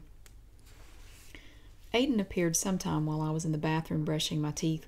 I glanced out into the kitchen area, and there he was. Hey there, he said with a smile. Did you finish your letter? Finally. I spit in the sink and rinsed my toothbrush out. The remains of what I thought was going to be a letter are on the couch. Sister Esther said I'm not ready to write it yet. Aiden went into the living room and sat down among all the papers and stuff. When are you planning on transcribing your interview with Carl? Tonight? We have service in about an hour, I said. I don't know if I'll be able to work on it when I get home or not. I guess it depends on whether or not I have to take anybody home. Aiden came into the bathroom and handed me a folded piece of paper. This is for you. I unfolded the note and read it. It was from Drew. She was staying with one of her co-workers on the other side of town and wanted me to stop by when I could. She really could use some encouragement right now, Aiden said. She's had a pretty terrible thing happen to her. What's that? I asked. She miscarried yesterday. She's out of the hospital and staying with her friend now, but she's not doing too well. Oh, God, I just saw her yesterday. This must have been after I dropped her off at the motel. You don't suppose all that stuff that went on over at Sister Andra's caused it, do you? I want you to go see her. She needs somebody to talk to, and you're pretty much the only friend she has right now. Does Pastor Faust know what happened, I asked, or Sister Andra? Andra knows, but she's not going by there because she knows Charles and Ken would disapprove. She's still too upset anyway. And you can't tell Esther you're going over there either. You can't tell anybody. But what if somebody sees me over there? And should I really even be doing it in the first place? She's been disfellowshipped, you know. Take your tape recorder or notebook when you go. Pastor Steele managed the sermon that night. It wasn't anything noteworthy. That's the first time we all heard about his idea for the Yellow Ribbon campaign, how we should show our support for Pastor Faust in the community. He also preached about supporting the man God had put above us and not listening to worldly people if they put him down. I copied down all the scripture verses on a separate sheet of paper in case Drew wanted them. I drove around the maze of back streets in Dalton until I finally found the shabby little bungalow where Drew was staying. A short little Puerto Rican woman who bore a striking resemblance to Rosie Perez answered the door when I rang the bell. She looked me over and flung her head back over her shoulder. "Drew," she shouted, "there's somebody here from the church to see you. Again." "Oh, hell no," I heard Drew say. "Is it a man or a woman?" "A woman," the lady answered, and she eyed me suspiciously. "What do you want from her? Haven't you people screwed with her head enough?" "No, wait," I said. "It's not like that. I'm not here to bother her. Yeah, I go to the open arms, but Drew wanted me to stop by." I looked past her into the house. "Drew, it's Liddy. I was just—" I heard her rustling inside. "Never mind, Tina," Drew said, and the lady moved out of the way. "She's cool." She came to the door and smiled. "Girl, I am so glad to see you. Come in." Tina stalked off down the hall. "Throw all them bitches out," I heard her say. Drew shook her head. "Don't mind her. It's been like a revolving door here today. Sister Esther came by here, and then Sister Gabby and Sister Patrice. Brother Ken must have come by today while I was out, too. He left a note on the door, but I threw it away." Why are they coming here? I asked. How'd they know where to find you? I haven't told anybody, I promise. Shoot, I thought you were still at the motel in Fisher. Who knows how they know? They have their little spies. They just love to do this shit to people they kick out. And I know they ain't thrown Carlos out. He's as guilty as I am. I mean, damn. We sat down on the couch. I noticed that Yo MTV Raps was on TV, and I watched as Dr. Dre and Ed Lover talked about some rapper who'd been thrown in jail. It put a grin of nostalgia on my face. I can remember watching that show in college. Drew said it was an old tape Tina had made in 1993 or something when she saw me looking at it. Their cable was out, so they had to resort to old tapes of stuff to watch. I heard what happened, I said, getting myself back on track. I'm really sorry, Drew. What, the miscarriage? Yeah, that sucks, you know, but I think it's going to work out for the best. I just got back from the hospital about 1 o'clock this afternoon. How do you feel? I feel okay with the pain pills they gave me. I've still got cramps. Girl, that's like the worst period you ever had when that happens. But I'm cool. Is there anything you need? Anything I can do for you? Nah, I'm just glad you came by, and you didn't come here for the reason those other shitheads came by here for either. I mean, you really care. And those clothes we got at the thrift store are the bomb. Tina wants to go there now. I'm glad you like them. What did the other ones come by here for? They do that to people they kick out. I know this other girl that happened to. They come by your place at all these weird hours, call you on the phone and stuff, and they just harass you. They tell you you're going to hell now because of whatever you did or think you did. It's not about helping you get right with God or whatever. It's about making you feel like crap, you know? Uh-huh. So what did they have to say to you? Well, you know how Sister Esther is. First thing she did was dog on me for the shape the house is in. I know it's messy and all, but damn, I just moved in. And Tina works all the time. We don't feel like killing ourselves to keep our house spotless like she does. She sat right there on the edge of the couch like something was going to jump up and bite her. I wanted to smack her in the face. Then she said she hoped I was happy for... I think she said I tarnished Carlos's reputation or something. Well, hell, if anybody spread it around the church about what happened, it had to be either Sister Veronica or a friend of mine in one of those other single sisters groups. Those people in that church can't help but gossip when something like this happens. They talk all high and mighty about how gossip is wrong and shit, but they're just as bad about it as the so-called worldly people. It was probably Carlos who told everybody. Uh-huh, I said. So Sister Esther went on and bitched at me like that for a while, and then she left. It wasn't 10 minutes later that Sister Gabby showed up. All this happened this afternoon after they got out of church. Sister Gabby stood right in that doorway and said I was a pathetic human being, and she was glad I wasn't a part of her ministry anymore because they don't need people like me there polluting the congregation. I corrupt people. Can you believe she said that? I slammed the damn door in her face. Who else did you say came by? Sister Patrice came by right after I got out of the hospital.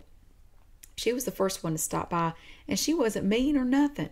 All she did was give me a hug and tell me she hoped I'd be okay and that she was sorry for what happened. You know, me losing a baby and all the stuff that happened to Sister Andrews. Sister Patrice was always cool.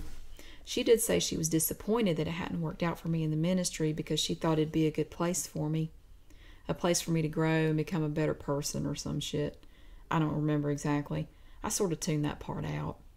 Then she said she had to go because she had duty at the training center. I think she just wanted to get out of here before somebody rode by and saw her car parked in front of the house.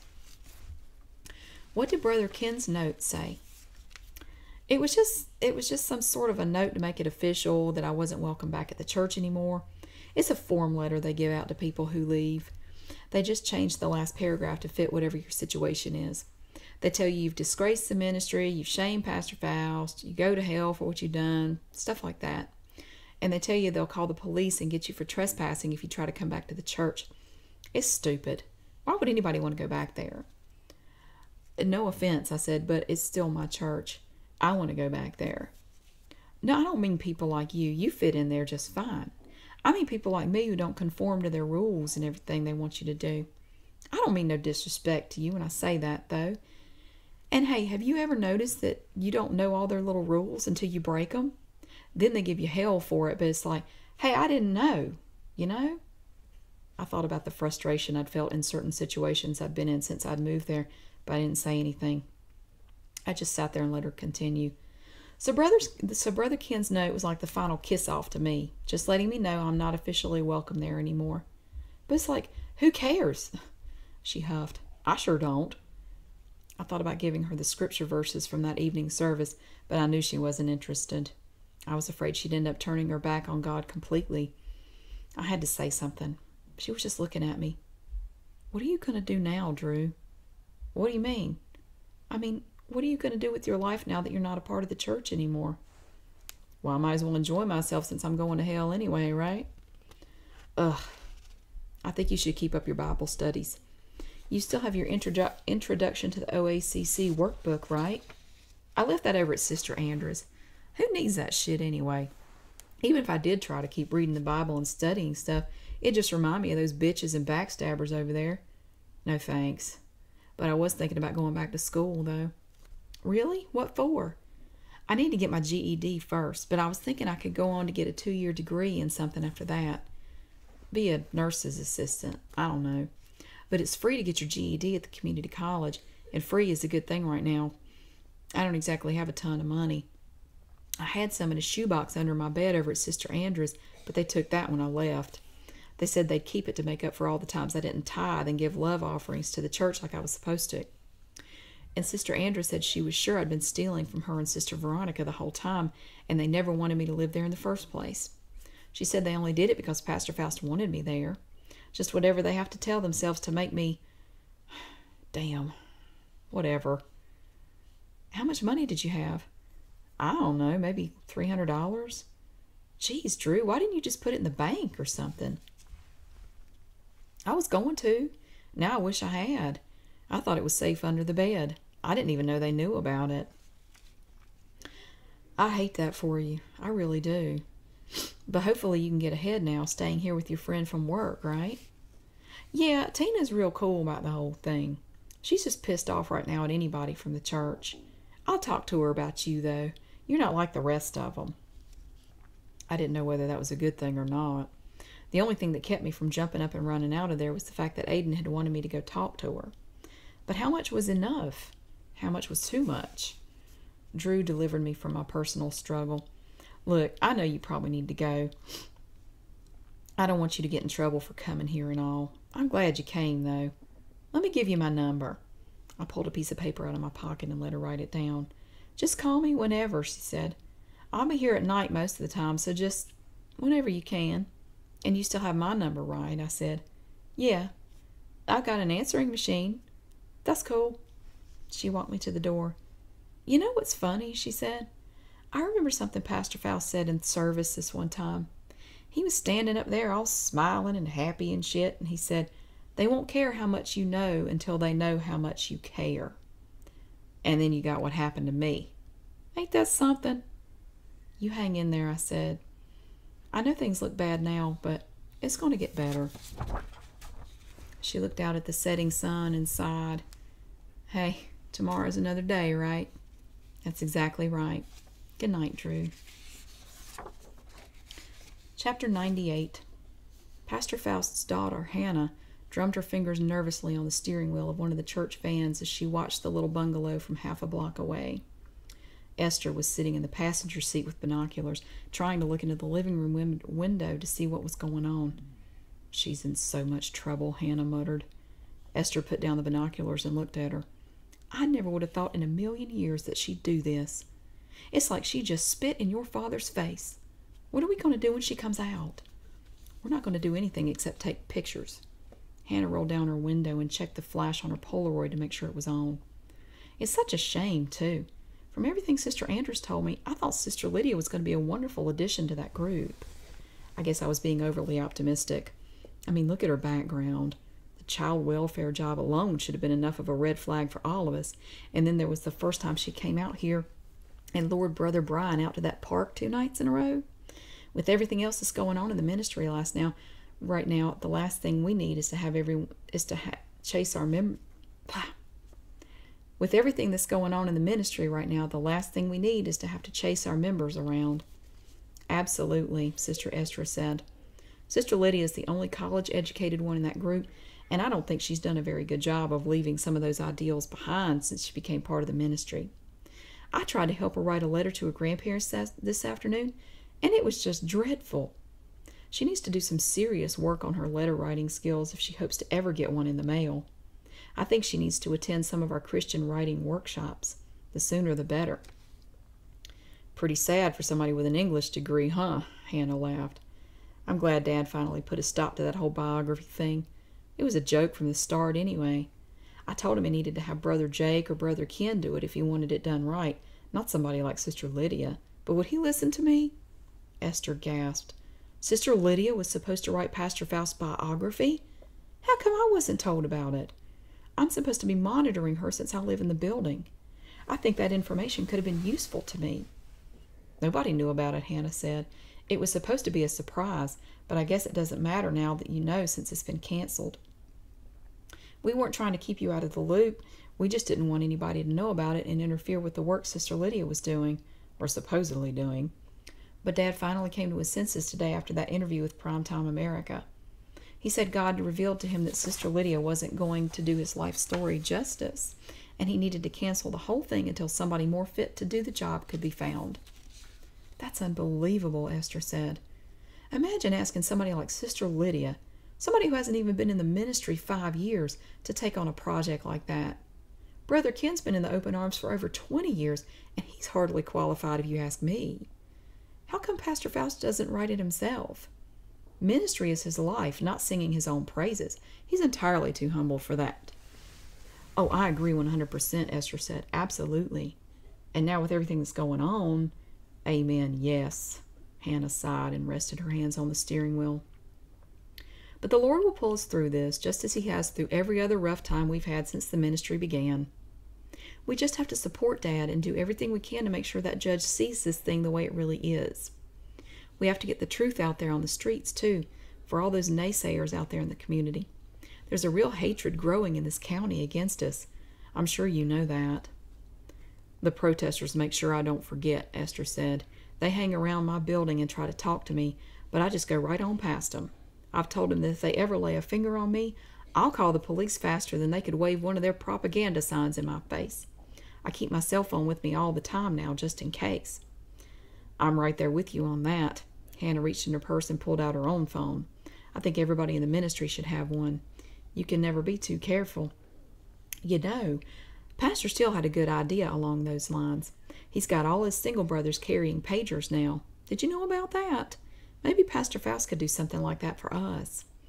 A lot of our single brothers have had their own pagers for a long time now, so Dad and Brother Ken can get in touch with them whenever they need to. They bought them and pay the monthly fees themselves with their allowances, which is the way I think it should be done. The church shouldn't fund things like pagers and cell phones if they can help it. Amen, Sister Hannah. We all have to make sacrifices. Give till it hurts and then give some more. That's what Christianity is all about. You know, I was just thinking the other day about what a blessing it is to... Wait, Hannah said. Somebody's coming out. The women leaned forward in their seats and looked at the house. The front door was open, and they saw Drew and Liddy standing on the stoop. Hannah picked up the Polaroid and took 3 quick pictures of them. That's it, she said. Let's get out of here before they see us. Aiden watched as Hannah started the van and did a U-turn in the middle of the street, and they got back on the main road to head back to the church. Ken intercepted the women in the fellowship hall at the church and escorted them downstairs to his office. Hannah was so mad she was shaking. We just came from the house where former Sister Drusilla's staying, she said. Thank God for showing Sister Andra in that dream that this was going to happen. We would have never known otherwise. She handed the pictures to Ken. Here, take a look for yourself. Ken took the pictures and leaned back in his chair. After looking at the pictures, he took off his glasses and rubbed his eyes and forehead. I knew it. I had a feeling she was up to no good. She just came blazing in here from the start like she could make up her own rules. I tried to help her find a suitable job when she first got here, just like I do for everybody else, and she didn't. She went out and found her own job. I bust my hump around here to help out these single people, and she didn't appreciate what I was trying to do for her one bit. The way she acted was disgraceful. She just pranced up to Pastor Faust's office as pretty as you please. She probably railroaded him into letting her take the job she wanted out there where nobody can look after her. That's probably how she was able to... Esther reached across the table and patted his hand. We know you work hard for the single people in this ministry, Brother Ken. Everybody knows that. You can't let this upset you. Sister Lydia's out of order here. She's the one with the problem, not you or either one of us. What we have to do now is decide what's going to be done about this. There's no question if you ask me, Hannah said. She's overdue for a good old-fashioned rebuking from Dad. She's been here long enough now to take one without freaking out, I think. But if she's talking to people like former Sister Drusilla, Ken said, she may just turn around and walk out. Who knows what kind of nonsense former Sister Drusilla's been filling her head with. Southerners have a tendency to be very impressionable. With the exception of my father, you mean, Hannah said. Oh, of course. Ken cleared his throat and put his glasses back on. I want to try to save Sister Lydia before she suffers the same fate as former Sister Drusilla. I agree that a rebuking is what she needs. I'll go upstairs and talk to Pastor Faust about what's happened and see what he says. Esther smiled. And I'll be more careful to watch where she goes from now on. I think it's time to inspect her apartment again, too. I haven't done that since she moved in. Do you still have a key? Ken asked. Yes, sir. Do it when she's not home. Yes, sir. We'll all do our part, Hannah added. After all, that's what we do here.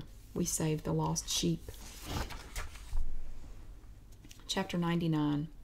My eyes felt like somebody had glued them shut when I tried to open them the next morning. The alarm clock was blaring right in my ear, and I reached over and slapped the snooze button until I was awake enough to get up and turn it off the right way. I think that was the longest weekend I'd ever had or have had since. Way too much stuff happened over those 2 days. I'd stayed up the night before until almost 1 o'clock transcribing the tapes from my meetings with Pastor Steele and Drew. But this was Monday, and I had to get up and get ready for work. I rubbed my eyes and sat up on the couch. This is entirely too hard, I said to myself. How can I go to work and actually accomplish anything? I went in the bathroom and started brushing my teeth, and I looked out the window at the nasty little alley below. Where is Aiden anyway? I managed to say without dripping toothpaste or spit on the floor. I spit in the sink and rinsed my mouth out. It's not like he has anywhere he needs to be now since Pastor Faust told him to get lost. It's never that simple, I heard someone say in the kitchen. It was Aiden. I looked out at him and smiled. I transcribed all my tapes last night, I said, trying to change the subject. I didn't want him to think I was talking bad about him or anything. You sure do brush your teeth a lot. No, you just managed to come by 2 days in a row, and that's what I was doing. I brush my teeth twice a day, and that's it. Don't you want to see what I've stayed up half the night doing? We'll have time for that later. You're not going to work today anyway. What do you mean I'm not going to work? I have to. Not today. You left the lights on the bus when you came home last night, and now your battery's dead. Oh, crap. How do you know that? Call your supervisor. Leave her a voicemail about it. So that's what I did. All right, I said, hanging up the phone. Now what? You're going to get dressed in just a bit. Ken's going to call you in about 20 minutes to see if you can come to the church. He knows I have to go to work. Why would he do that? It's just, don't worry about it. Get out of those sweats and put on some respectable clothes. And see if you can't do something with your hair. It looks like you have a mop on your head. Oh, I ducked back into the bathroom and checked it out in the mirror. Dang, it is pretty gross, isn't it?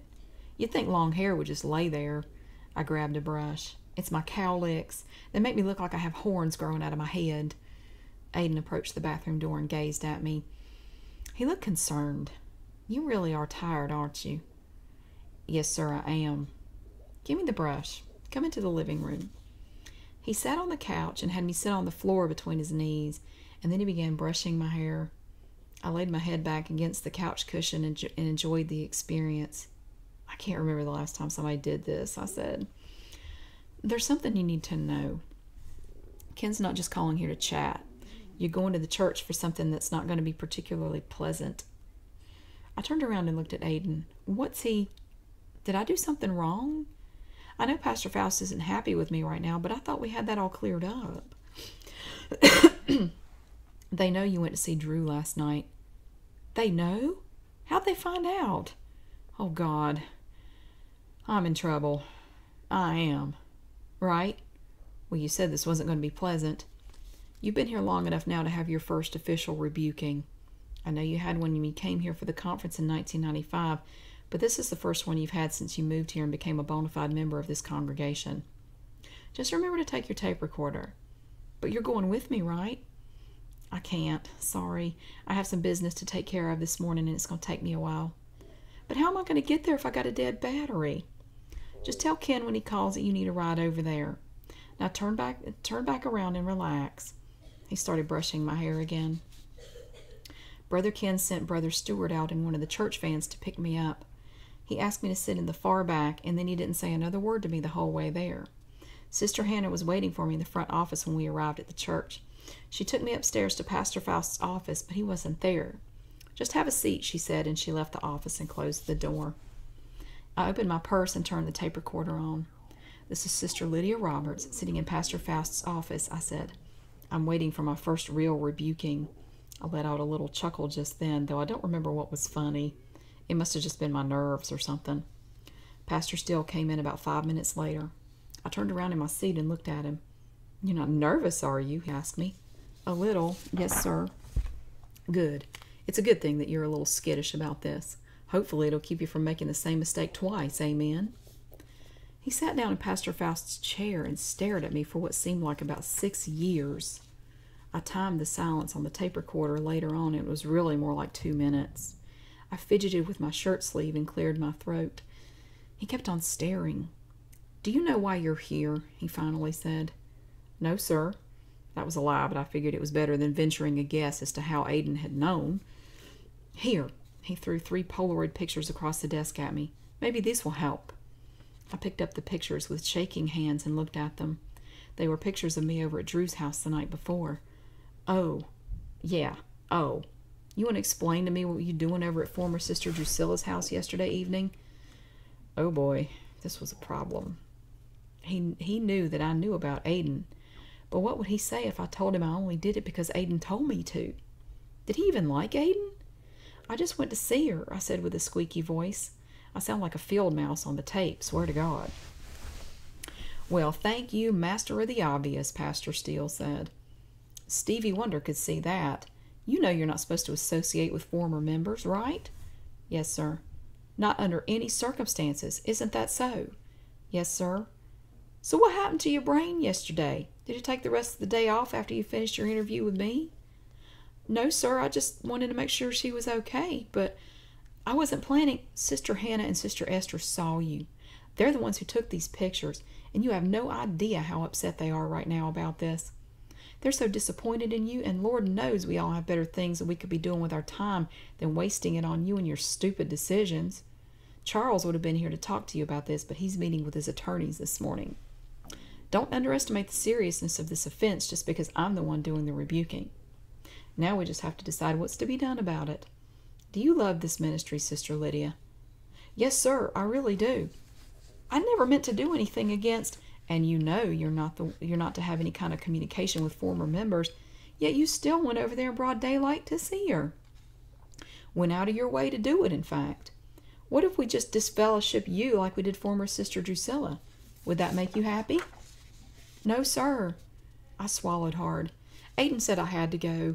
He's the one who told me about her miscarriage, and he's the one who wanted me to go talk to her. I told him I probably shouldn't be over there, and that I'd get in trouble if anybody found out. Pastor Steele just sat there. I looked down at the carpet. I was about to completely lose it when I looked back up and realized that his face had widened into a big grin. Then he started laughing. He had a high-pitched laugh. I'm just playing with you, Sister Lydia. I know all about that. But these people here... He looked around the office and lowered his voice. You have to be punished because you got caught. Going to see former Sister Drusilla is... You just don't do that sort of thing if you expect to stay in this ministry. But don't worry. I knew all along that Aiden told you to go. Denali told me, and he said he and Aiden had it all worked out. You did take a tape recorder, right? Oh, yes, sir. I didn't tell him I had it with me then, too. He didn't ask, and I wasn't about to volunteer it. Excellent. So we have to decide on a punishment for you that'll satisfy Sisters Esther and Hannah, and Brother Ken. Brother Ken knows? Why do you think he called you up here today, brainchild? Sister Esther and Sister Hannah met with him about it as soon as they got back here last night. I buried my head in my hands and almost dropped my purse on the floor. Oh, God. Look at me, he said. I looked up. You worry too much. You know that? It's going to be all right. I'm just going to ask you to take 4 weeks of confinement starting today. That's all. I won't disfellowship you. We need you too much for that. 4 weeks of what? I'd never heard of it before. A punishment of confinement means you can't go anywhere or do anything other than come to church and go to work. Oh, and you're allowed to attend any church functions.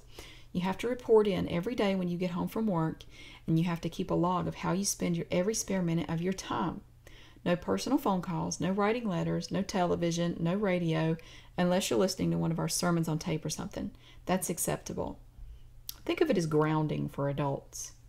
Yes, sir. That sounded pretty much like my life already. For 4 weeks, he said. I understand, sir.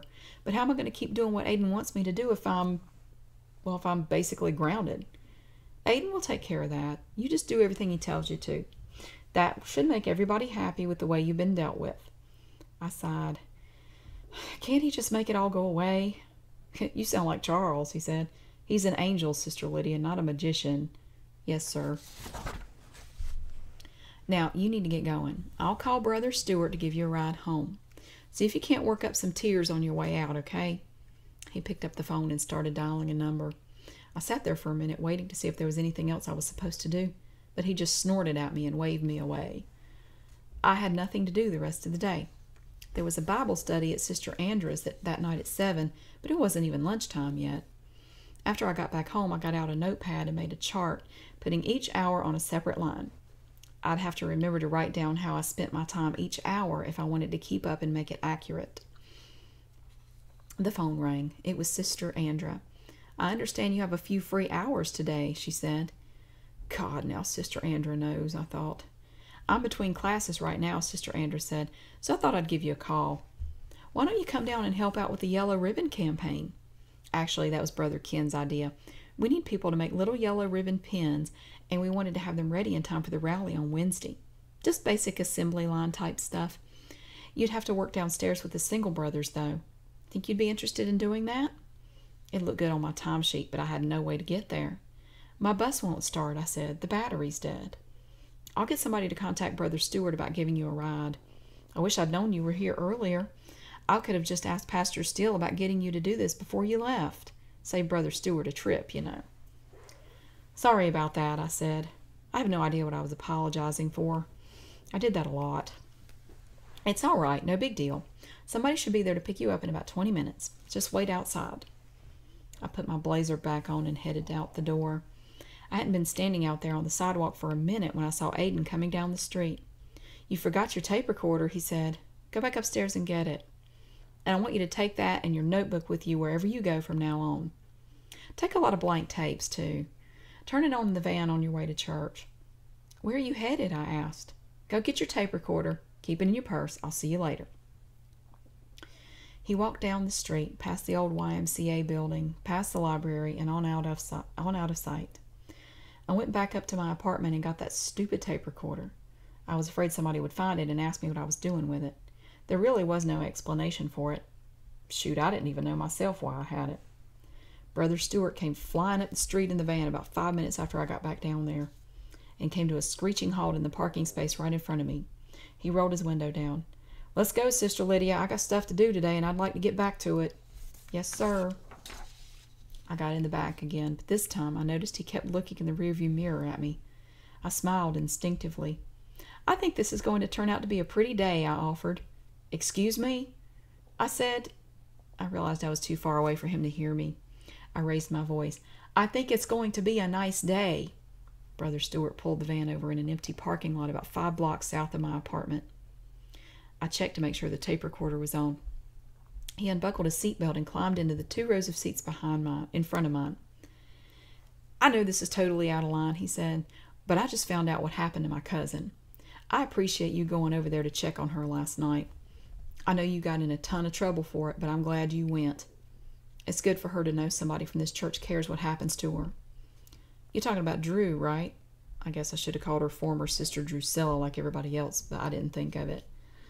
Yeah, my name's Stuart Fillmore. Brother Stewart. I'm sorry I snapped at you a minute ago. This day's not going too great so far. It's okay. So is Drew all right? I think I know where she's staying at, but I can't go over there. I can't call her either. I've got the number if you want it. Nah, thanks anyway. He thought about it for a minute. Can I write it down? He pulled a pen and a small memo pad out of his shirt pocket. I gave the number to him. Y'all work in the same place, don't you? I asked. Yeah, but I definitely can't talk to her there. Other people from the church work there too, and they'll be watching us like hawks from now on. How do you know that? 'Cause that's the way it works, sister. Pastor Faust or Brother Ken will get up with people I work with who are in the ministry and tell them to watch every move Drew and I make and to run and tell if they see us even so much as look at each other. If I call her, I'll have to sneak out of the single brother's house I live in and risk getting caught to run 5 miles up the road and call her on a payphone. They say it's for my own protection, keeping me out of trouble and all, but she's still my cousin. I'm really worried about her. So you know about the pregnancy, I said. Yeah, I know she lost it too. And you know Brother Carlos was the father. That's what I hear. God, how could this happen? I moved her here to get her away from all that. How could she do this? Do you know why Drew got kicked out of the church and Brother Carlos didn't? That's a mystery to me. That's just the way it is around here, Brother Stewart said. He put the piece of paper with Drew's phone number in it in his shirt pocket, pulled it out again, put it in his pants pocket, then decided he'd stuff it down in his shoe. Pastor Faust teaches us that if anything like this goes on in the church, the sister is usually the one who instigated it. I had a similar situation when I was here 2 years ago for the conference, I said. Brother Brian Beauchamp and I snuck off to the park in Dalton 2 nights in a row. We got caught and I got in trouble. I think Brother Brian did too. Well, now that was different. See, you weren't an official member of the church then. Brother Brian could conceivably be partly to blame. He also could have jeopardized your chances of deciding to join the church, and that's a big no-no. And as far as you going out to that park, well, you were still in the world, and worldly people do that sort of thing. But they rebuked you after you were baptized because they wanted you to understand right from the beginning how things work around here. I wondered how he knew when I was rebuked, but I didn't mention it. Word just gets around and stays around, I guess. Uh-huh, I said. So Brother Carlos won't get in any trouble for what happened between him and Drew?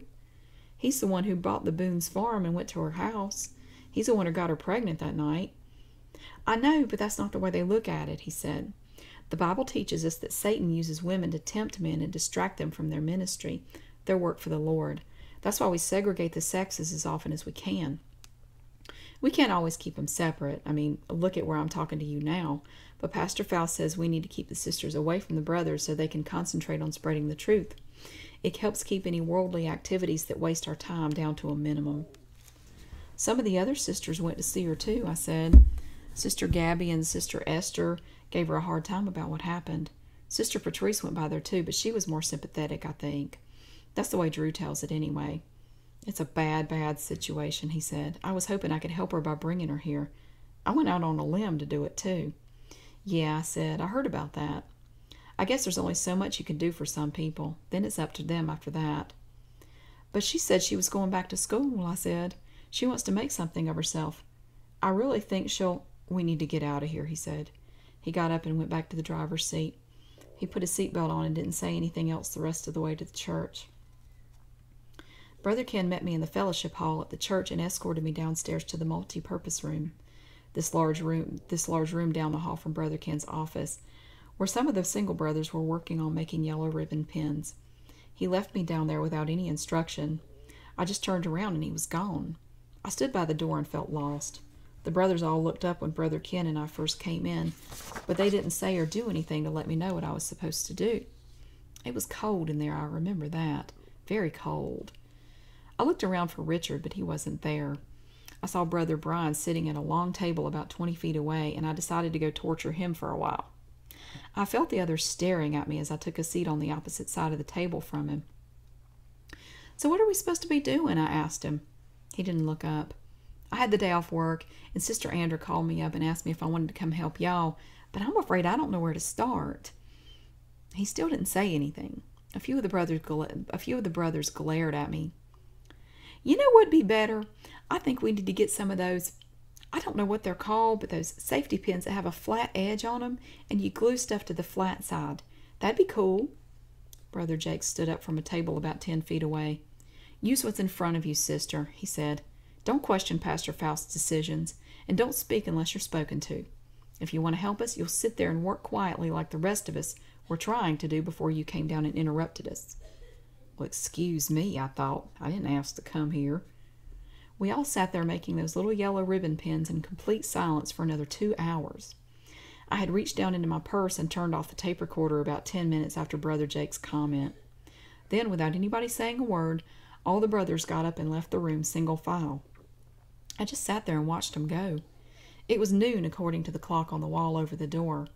I assumed they were going to get something to eat in the cafeteria.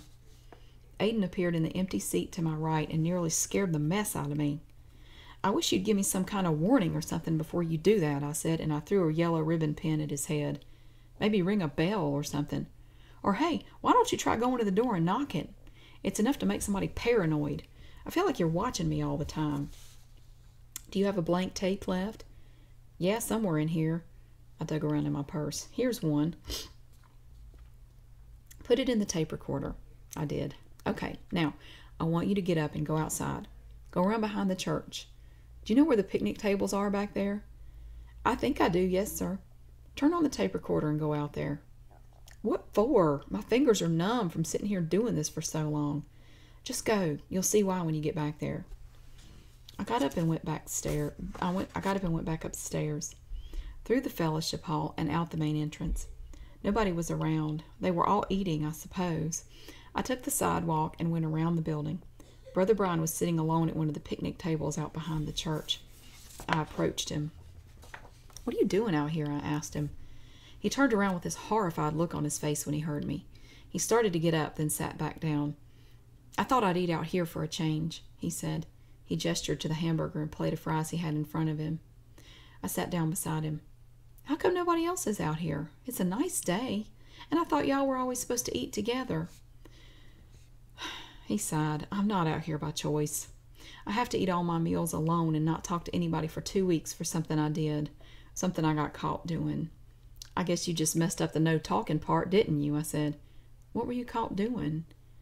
"I don't think it's appropriate to be talking to a sister about it." He looked around. "Oh, come on. I'm not easily shocked, and I swear it won't go any further than this table." "I'd rather not if it's all the same to you." "I'll tell you what I did to get in trouble yesterday." "You got in trouble?" he said. "How?" "I went over to former Sister Drusilla's house and talked to her." "Former Sister Drusilla? Now there's some poison for you." He smirked at some private thought. "Well, she was my friend. I wanted to make sure she was okay." "And you got busted, I take it?" "Yep. And now I have to go through 4 weeks of confinement for it." Confinement? Ugh. That's a tough one. I had to do that for 6 months after the time you and I got caught the second time out at the park. "I remember that," I said. He frowned. "I never should have agreed to do that. Going out there to meet you was wrong, and I knew better. Let's not discuss it any further. So what'd you do to get in trouble this time?" He picked up a French fry and flapped it around. "We don't need to be talking about that either. You shouldn't be out here with me in the first place. Please." "Well, nobody told me not to come out here," I said, "and I'm not going anywhere." "Sisters and brothers aren't supposed to be alone together unless they're married or have been approved by Pastor Faust to go out on dates without chaperones," he said. "You should know that by now." "I'm still here," I said. He sighed again, this time sounding more disgusted than anything else. "I'll tell you if you promise you'll go away, if you'll keep quiet about it." "Oh, I promise, swear to God." "I got caught. I was getting dressed in my room and Brother Jake—" "Yeah?" "See, it's not something—" He just couldn't get it out. "It's all right," I said. "Whatever it is, you can tell me." "It's going to sound weird." "Okay." Sometimes I like to wear pantyhose under my pants. It's not what you think. They just make my pants fit better, you know?" No, I didn't know, but I took his word for it. "I was getting dressed for work last Friday, and Brother Jake came in my room right when I was putting the pantyhose on, and he reported me to Pastor Faust. Man, I got in some major trouble. I just like the way they feel on my legs. Well, I don't like them the way you think. I mean, I'm not gay or anything. They keep my legs warm. A lot of construction workers wear them because of that, believe it or not. I think they work better than long johns. They make my pants fit better too, like I said. I couldn't believe this was the man I got in trouble for hanging out with 2 years earlier. What happened to playing the system, tricking the leaders? He was nowhere near as cocky as he was then, but I guess getting caught doing something like that can humble you a bit. Who worries about keeping their legs warm in August? Are you just making this up? I said. His face flushed. Don't think I'm a sicko or anything. Oh, no, of course not, but are you for real? Please, please don't tell anybody. Enough people know already. I don't want this blown out of proportion. I told you I wouldn't say anything. I wanted to laugh. I mean, come on. So that's basically it, he said. I have to eat by myself and not talk to anybody for 2 weeks. And if I'm seen out here eating or talking with anybody, especially a sister and especially you, they'll kill me. I'd appreciate it if you'd leave now. We heard shouting coming from about 20 yards away. It was Pastor Steele. Excuse me. I know you're not out here talking to each other, right? He was running toward us. Brother Brian, Sister Lydia, please tell me my eyes deceive me. Brother Brian stood up and almost took the picnic table with him. Sir, I'm sorry. I'm sorry, Pastor Steele. He was hyperventilating. She came out here and wouldn't leave. I tried to get her to, but she... As soon as he was close enough, Pastor Steele grabbed him by the arm and pulled him away from the table. Do you think you can do whatever you feel like just because Pastor Faust isn't looking? Do you think I have no power or authority around here? I call the shots too, brother. Are you truly too stupid to live a Christian life? Are you too much of a moron to just get up and walk away when a sister approaches you?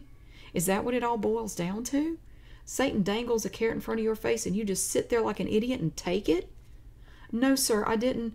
My single brothers are on their way up here to Dalton Fisher as we speak, and they're going to need a place to stay. We could fit at least 3 of them in your room. Why don't you go pack your stuff right now and get your fat, bloated butt out of my ministry like I told you the other day? But Pastor Steele, Come on. Pastor Faust just got back, and I think we'd like to have a little private meeting with you upstairs in his office. Sister Lydia, you got work to do in the basement. I suggest you get back to it. Pastor Steele held on tight to Brother Brian's arm and dragged him back up to the front of the church, yelling at him the whole way. I can't remember what he said, and all I can hear on the tape now is me breathing hard and saying, "Oh my God, oh my God."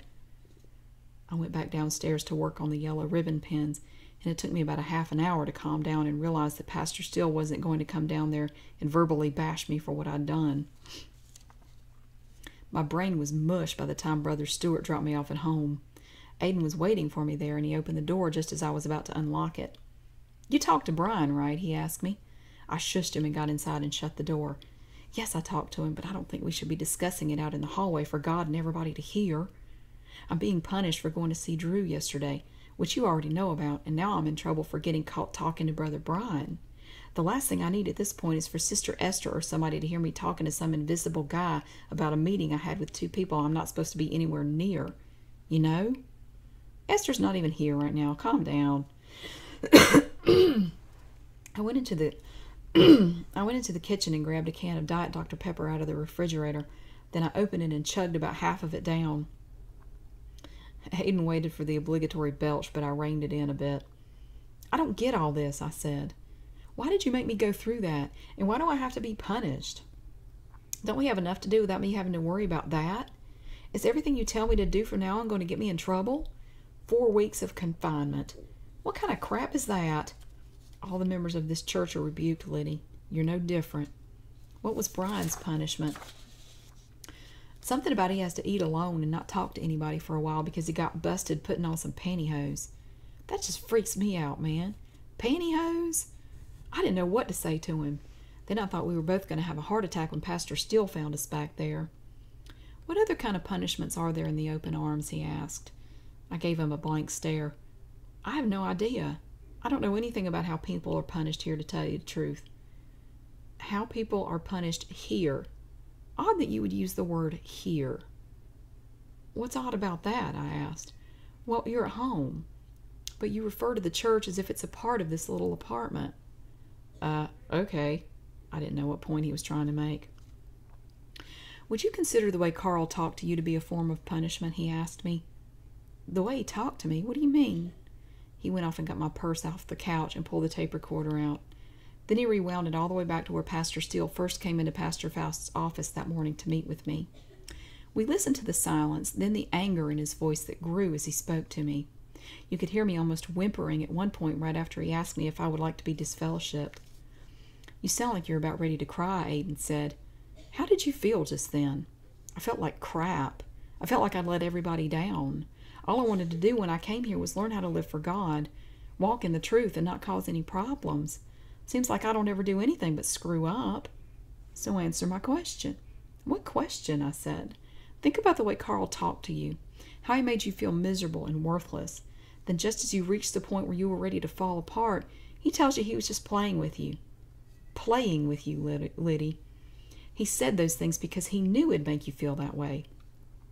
The simplest thing he could have done was to tell you up front that he knew I made you go over to Drew's house last night and that everything was fine. Carl made you feel like a failure deliberately. He called you names and insulted your intelligence on purpose. Would you consider that a form of punishment too?" "No, I wouldn't," I said in Pastor Steele's defense. "He likes to joke around with us, yeah, but I wouldn't say he was trying to punish me for anything this morning."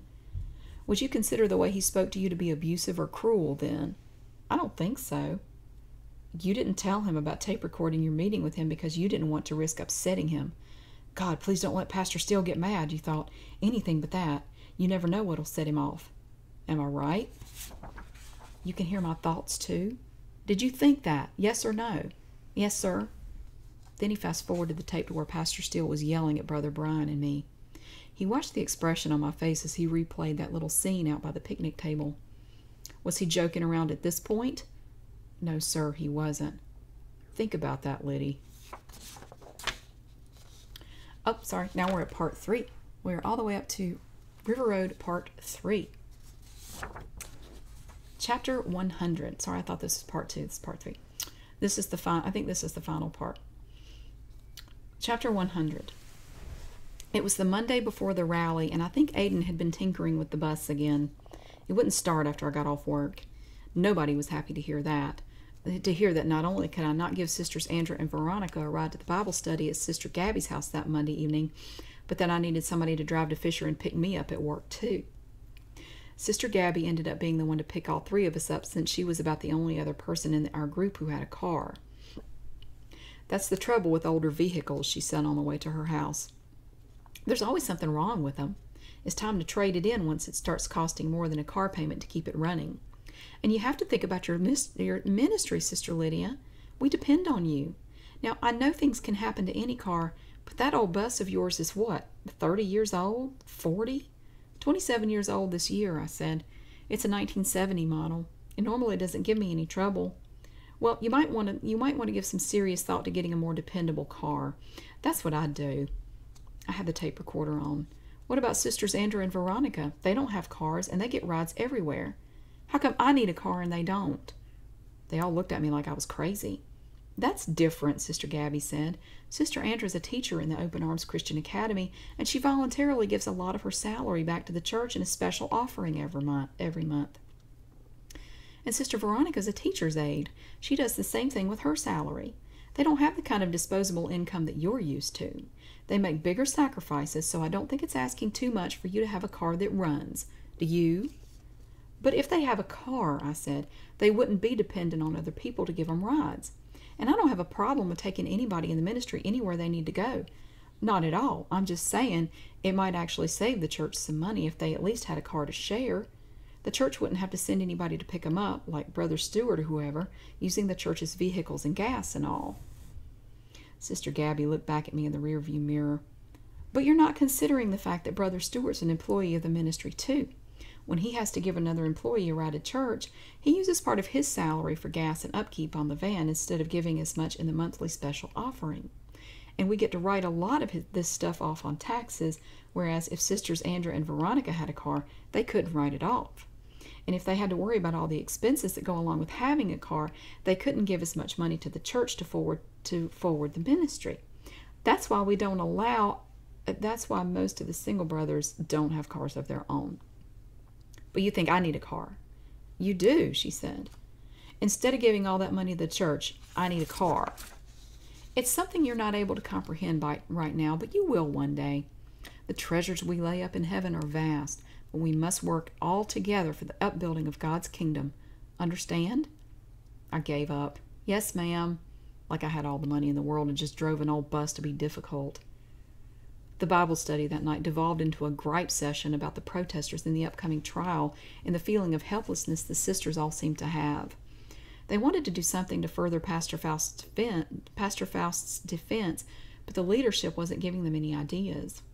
Near the end of the Bible study, everybody came to the conclusion that it was their fault that they weren't contributing any more than they were, and that we shouldn't blame Pastor Faust or anybody else for our lack of involvement. We then organized a meeting with Pastor Steele at the church after the Bible study to see what more we could be doing. Several single sisters groups were able to go. We were told to bake cookies and stay out of the way, if I remember correctly. Aiden left me a note at my apartment that I found when Sister Gabby dropped me off at home that night. He said he had taken care of my bus and that it would be fine to drive to work the next day. It was parked in the parking lot behind the building. My coworker Belinda was waiting for me in my cubicle when I got to work that Tuesday morning, sitting in my chair at my desk, no less. She didn't even wait for me to put my stuff down. "I have to talk to you," she said. "Let's go to the break room." "I got a lot of work to catch up on from yesterday," I said. "I really need to get started. Can't it wait till later?" She got up and took my bag off my arm. "This won't take long. I just need to ask you something." So we went in the break room. "Remember that neighbor I told you about?" she asked me. Not really, no. "Well, I have this neighbor who used to go to your church, and she came by my apartment last night. I told her that you go to the Open Arms, and she had some really interesting things to say about your church last night." "Uh-huh," I said. "I want you to meet her. I don't know why. I just have this gut feeling that you really need to sit down and talk to her." "I don't know if that'd be such a good idea." "You read the article about the church and didn't die," she said. "What's the difference?" "We're not supposed to talk to former members," I said. "Don't you think that's sort of odd?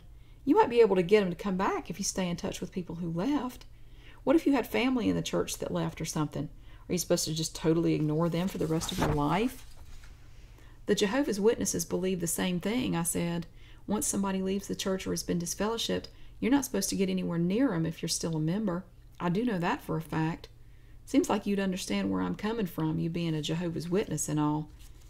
"Yeah, well, I wish you'd come anyway. Please. This kept me up all night last night.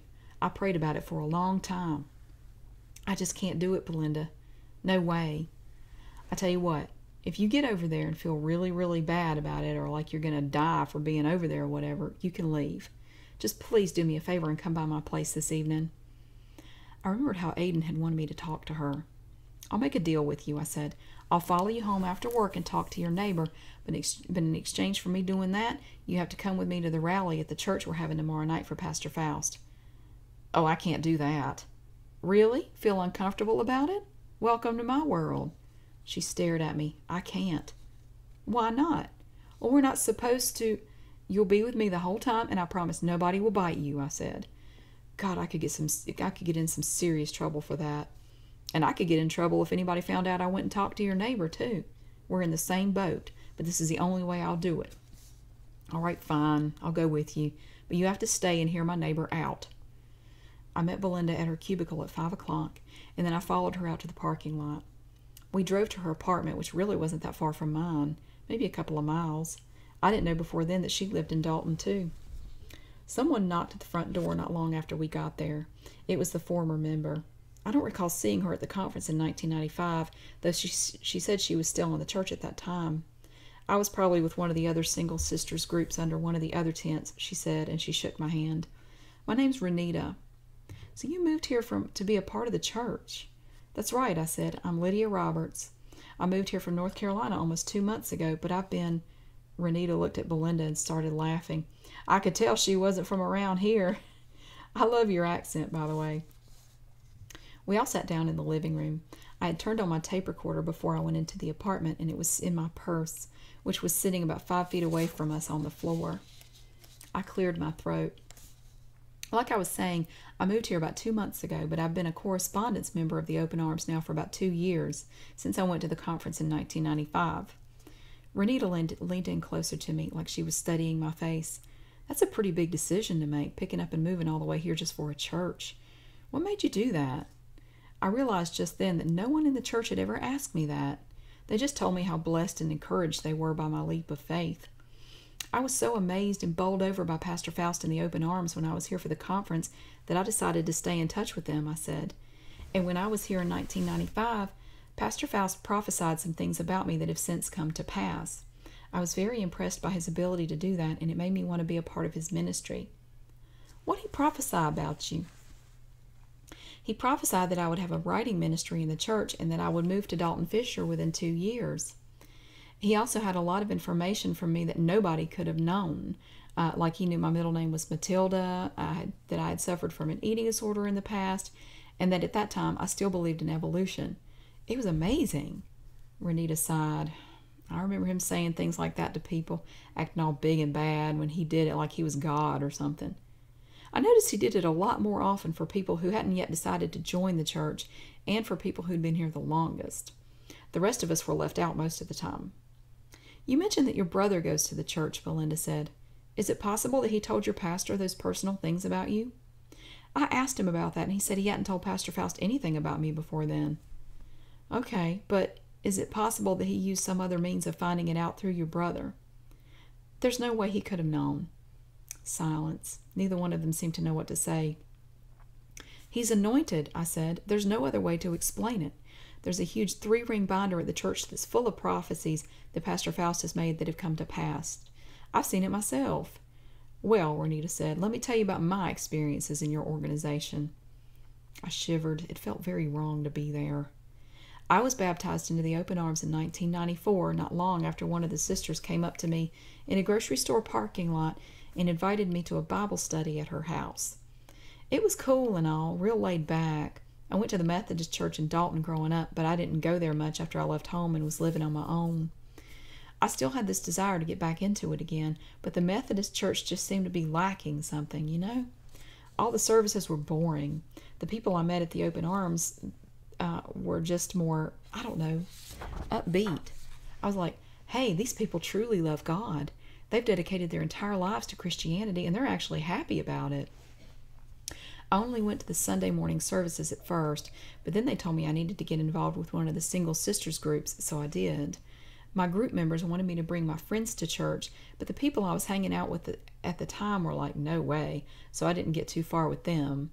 The sisters said I needed to keep trying to convince them to come, but I was made to feel like it was my fault when they wouldn't. Like I didn't love the Lord enough to go out and drag these people to church. But I started working on developing my own ministry after a while. I felt like I'd never live up to the expectations of my single sisters, though, because after 2 months of joining the church, just about everything I did was wrong. I kept messing up everything, but I was doing the best I could, you know? Somebody would have a problem with the length of skirt I wore that day, or I didn't smile enough when I met a visitor or whatever. It was always something, and it got worse every day. I remember Ken Thomas even rebuked me in his office once for not being spiritual enough. He didn't tell me why he felt that way or what I needed to do to fix it. He just said I wasn't spiritual enough and I needed to come up higher in God. Well, it's sort of hard to correct a problem when the person who's pointing it out to you is that vague, you know? I asked him to be more specific, and he said I would have known what he meant if I was prayed up enough. He said it just proved that I had more of a problem with my spirituality than he thought. I started wondering if I was even fit to be a member of that church. Well, that's part of it, I said. Like I've been told over and over, you make a lot of mistakes when you first join the ministry because a big part of you is still used to living in the world and living by the rules of the world. After you've been there for a while and see how it all works for the glory of God, it all clicks and makes sense. Yeah, Renita said, but how long do you have to be there for that to happen? I was there for about 2 years and it never happened for me. I've been an active member of the Dalton Fisher congregation now for almost 2 months, like I said, and it's happening for me. I feel better about it already. Good for you, Lydia. Good for you. She sounded angry. I was there for a lot longer than 2 months, and there was a point in my life where I was sitting on my living room floor with a gun in my hand, wondering what it would feel like, wondering what would happen to me if I shot myself in the head, because I couldn't take another day of it. I wondered what it would feel like to shoot myself. The thought of dying was better than knowing I'd have to get up the next morning, go to church, and get yelled at again for doing something I didn't even know was wrong. Do you see what I'm saying? I felt like the most worthless piece of shit that ever walked the face of the earth. Well, why didn't you just kill yourself then? I asked. Why? I don't know to this day why I didn't actually do it. I think God was watching out for me that night, and I had the sense to realize that blowing my brains out wasn't the answer. I'd been in the church for maybe a year at that point, and I just couldn't take the criticism and rebukes anymore, but I kept on trying for one more year. It never got better, so I finally left. What was it that was like the final straw for you? Belinda asked her. I mean, shoot, 2 years is a long time to endure if it was really as bad as you say it is. The thing that finally made me decide once and for all that I was leaving the church was just a little thing, or they made it out to be a little thing. It was pretty big to me. It's something that comes up all the time in that place, so they didn't see why I made such a big deal out of it. My mother had joined the church about 6 months earlier, and she wasn't doing too well physically. She'd been really sick with bronchitis and the flu and some other things, and she came down with pneumonia. She was in the hospital, it was so bad. Well, I decided one Wednesday night that I was going to see her instead of going to service. And when I got home, one of the sisters from my group was waiting in the parking lot in front of my apartment to ask me why I hadn't been in service that night. She chewed me out right there in the parking lot where everybody could hear her. I mean, I'd been rebuked before, but it didn't make me feel ashamed or like I was wrong this time. It was like, my mother is in the hospital, practically on her deathbed, and you have the nerve to come to my home and yell at me in front of all these people because I chose to go see her instead of going to church? You should encourage us to be with our family if they're sick. How dare you come get in my face about this? But the sister kept on yelling, so I just turned and walked away. I went in my apartment and slammed the door, and I never went back to the church after that. Belinda nodded. That was the right thing to do. I would have done the exact same thing. I mean, damn, that's your mama. It's the church family you have to think about, I said. One thing I had a real problem with when I first moved here was that I was upset that I didn't get to see my bio brother more often. Who's your bio brother? Renita asked. Brother Rich Roberts. Oh, I remember him. Didn't talk much. Real smart guy with computers and stuff. He'd been in the church for several years when I decided to move here, I said, and I never got to see him that much before then. So when I moved here, I thought we'd get to spend more time together since we were going to the same church and living in the same town, but it didn't work out that way. It took a lot of prayer and talking to other members for me to realize that that's the way it has to be. The whole church is your family, not just people you're related to by blood. That's one of those things of the flesh that you have to work through and eventually rise above. You have to consider the welfare of the whole group, not just a few people. I've heard all that before, Renita said. Church family, unity within the framework of the ministry, blah, blah, blah. Name one other church that tells you that you can't go visit your mother who's so sick that she's in the hospital instead of going to a church service.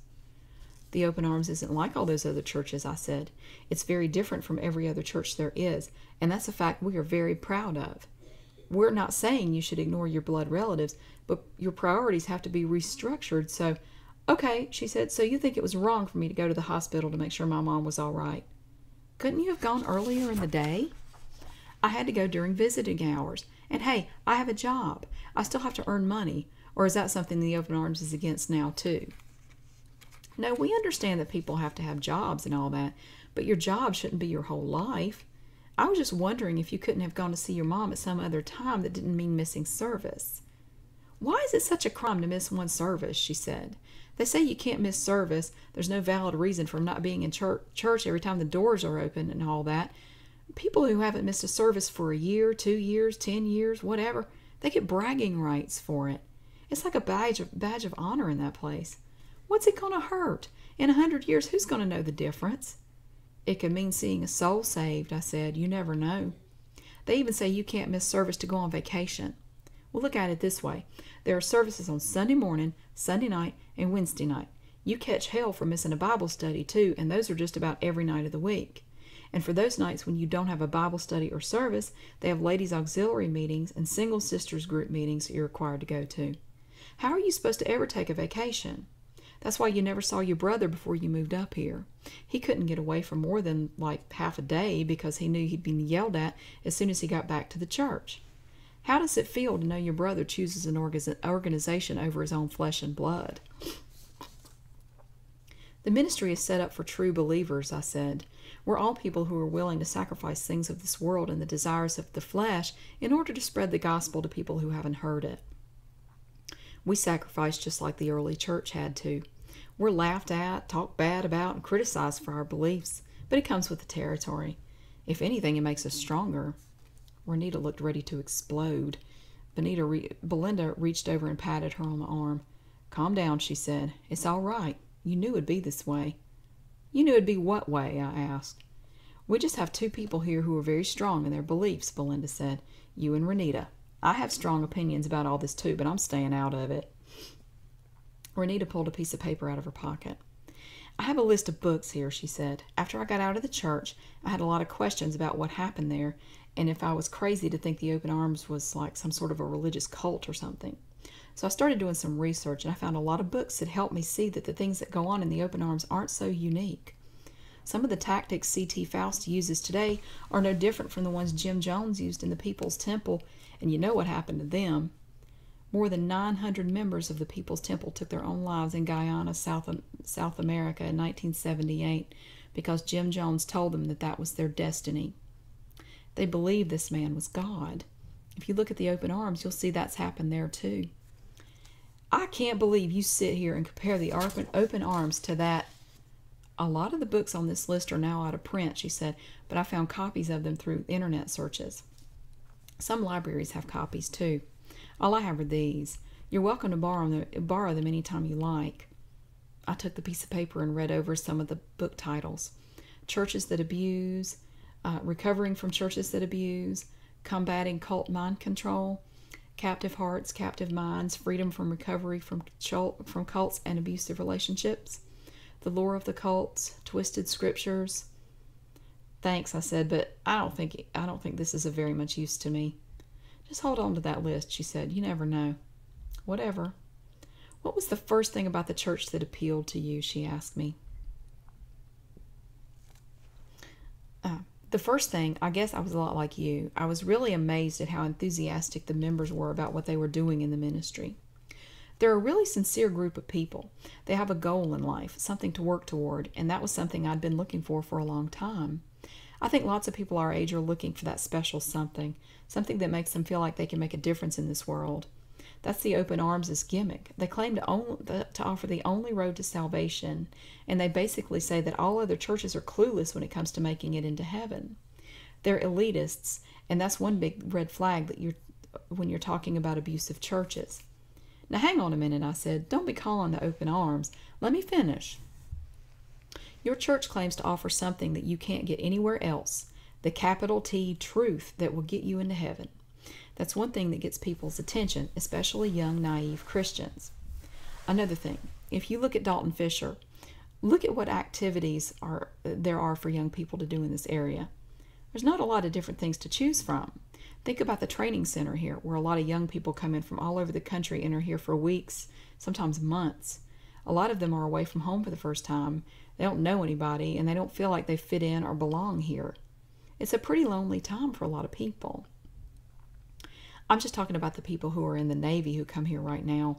But if you look at the congregation of the Open Arms, a lot of them are either still active military or people who came into the church because they were recruited off the training center campus and decided, or were persuaded, which seems to be the case most of the time, to get out of the Navy as soon as possible so they could stay here and be part of the church. The Open Arms likes to put churches near Navy bases. Some groups recruit off college campuses, but for some reason, Faust chose to focus on Navy bases. Same tactic, different location. Belinda says you went to college, is that right? I went to the University of North Carolina at Wilmington and UNC Greensboro. So you probably know what it feels like to be away from home, lonely, scared, and all that. Yeah, so? It's the same for people in the military. So here are these men and women at the training center in Dalton Fisher. I think this applies if they have any type of religious background especially. They're at the training center, and this friendly person comes up to them and invites them to a Bible study. Sounds harmless, right? It is harmless, I said. So they go to the Bible study, and everybody there just seems to be fascinated by them. They want to know all about this person, where they're from, what they like to do, how much they know about true salvation, and all that. This visitor suddenly has about a dozen new best friends where they might not have had any friends at all before that night. They start to think, hey, this is a really cool bunch of people. They're nothing like the folks in my church back home. They're not all stodgy and stuck up. That's probably the way the sisters acted when they first met you, right? It wasn't an act, I said. That's known as love bombing. Read some of the books on that list I gave you, and you'll get to be real familiar with that term. When a group like the Open Arms gets a new recruit to come to a Bible study or come out to service, they shower them with compliments, attention, whatever it takes to get them to come back again. They make sure you feel welcome, wanted, needed, and appreciated. One-on-one domestic violence relationships start out the same way. So in the church, this goes on for a while, long enough for that person to be baptized and become an active member of the church, and long enough for them to have a vested interest in the group, be it emotional or mental or whatever, and then the group basically has that new member by the balls, pardon the phrase. Before long, that person's mentor and even other members of the group start introducing rules that weren't spelled out before, and the new member only learns about these rules one by one when he breaks them and then gets rebuked, even though he didn't know any better. You're told that you shouldn't talk to so-and-so because she's a bad influence on you and you're too new to handle it. You shouldn't wear that skirt again because it's too short or the slit comes up too high and you need to go buy new clothes. You shouldn't spend so much time hanging out around this person or that person because you need to fellowship with all the sisters in your group and you need to become more involved in the activities that are going on in the church. These so-called rebukes happen more often and get worse as time passes until the member starts to feel like they're not worth a damn because they think they can't do anything right. But thank God the folks at the OACC still love me and accept me, right? This is a slow process, so slow that new members never realize it's happening until they're so deep in it that they're too helpless or scared to try to get out, if they ever realize it at all. You eventually get to where you hesitate before you think about or do anything after this goes on for a while. What would Pastor Faust think about this? What would brother or sister so-and-so have to say about it? You find yourself doing church stuff 6, sometimes 7 nights a week. You have no free time, no life outside of that organization. You don't talk to your old friends or any family members who aren't part of the church. They keep you so busy and so off balance that you don't have time to stop and think for yourself anymore, and you can't see what's being done to you. And you know what the real kicker is? You feel like the church is actually doing you a favor by taking your freedom away. That's not the way it is at all, I said. The Open Arms doesn't do that. Oh, yeah? When's the last time you wrote home to your family in North Carolina then? Well, that's complicated. No, it's not, she said. It's simple. When did you write home last? Just last week, I lied. Truth is, I still hadn't called or written anybody a single letter since I moved there. When's the last time you just went out and did something you wanted to do? She asked me. I do what I want to do all the time. It just so happens that what I want to do is spend time with my sisters and do things with them. Do you have any hobbies? No, not really. Do you have any outside interests that don't involve the church? I don't need any, I said. Don't you think that's bad? Unhealthy? No, I don't, I said. I have a life. It's just not what you think it ought to be, that's all. Renita sighed and looked over at Belinda, then looked back at me. The church has got you so snowed that you can't even see what's happening to you. And me sitting here and telling you all this may not do you a bit of good, but the fact that you are willing to meet me says a lot. There may still be hope if you'd agree to come here and talk to one of us evil former members. I bet you're feeling pretty conflicted about it, though. I am, I said. I really shouldn't be here. Pastor Faust says, well, you know I'm not supposed to talk to you. See, there you go. Your first response is that Pastor Faust doesn't want you to talk to me. Have you ever stopped to wonder why he doesn't want you guys talking to people who have left the church? I don't have to wonder, I said. I know why. It's because all y'all want to do is talk bad about the church and tell us how it's a cult and everything. You're not telling me anything I haven't already heard from those protesters who insist on hanging out around my building at least twice a week. It's old news. When are y'all going to come up with some new material? You want new material? Fine. Explain to me why they had to round up a group of the Single Brothers last month to have a private physician come in and check them for gonorrhea and herpes. These so-called eunuchs aren't supposed to be having sex, so why waste money on tests for STDs? Tests? I said. I haven't heard anything about any tests. That's a lie. Who'd you hear that from? From a guy who's been a single brother in that church for a while but is thinking about getting out. I want his name, I said. His name doesn't matter. They were tested, and a lot of them came up positive for gonorrhea.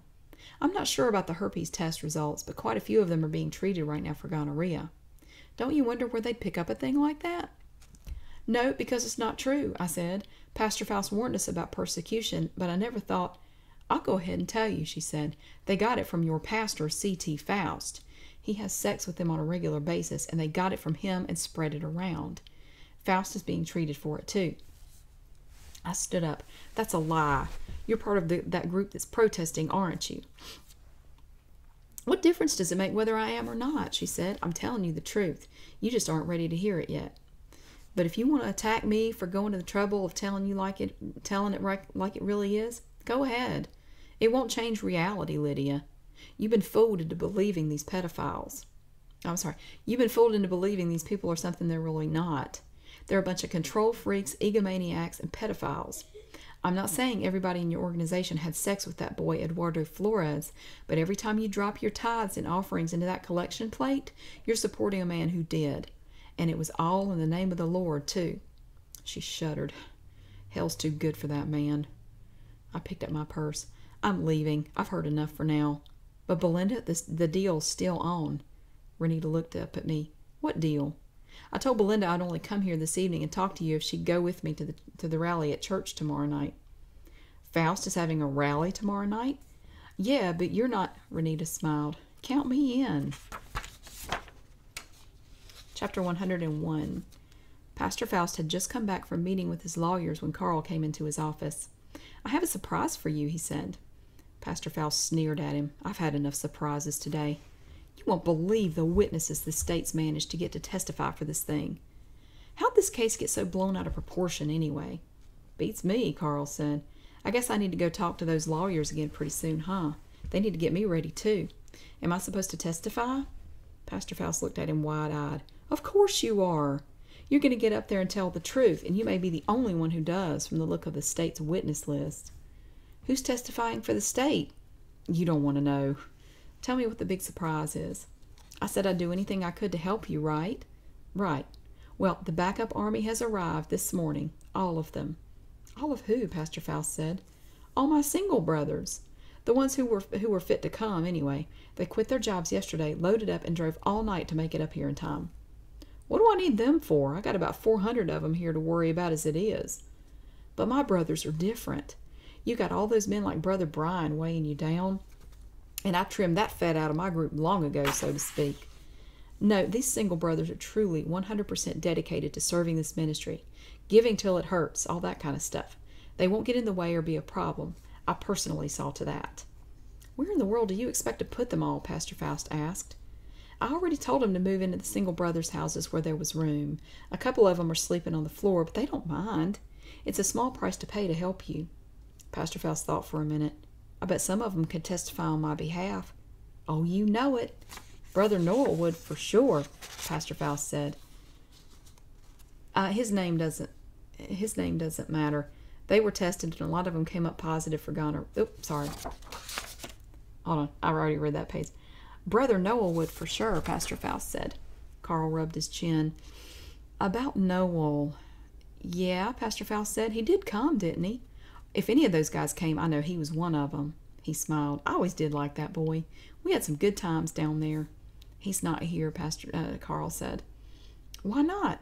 I disfellowshipped him. Pastor Faust came up out of his chair. You what? What for? For spreading gossip and rumors about you and all the things going on up here. Trust me, you wouldn't have wanted him to testify for you. There's no telling what he'd get up there on that witness stand and say. What was he saying about me? He was going around and telling the brothers about how you were being put on trial for molesting former brother Eduardo and all that. Pastor Faust sighed. I wish you would have communicated with me before you did that. He handled all the church's financial transactions down there. The accountant's not somebody you just throw out on the street willy-nilly. The bylaws say that any pastor of this church can disfellowship any member if said pastor finds a suitable reason for it, and I did in this instance, and I gave it a lot of thought before I made up my mind. Between your rants and raves, I'm sure you gave it tons of thought, Pastor Faust said. Well, I guess we'll have to make some sort of announcement about it before the rally tonight.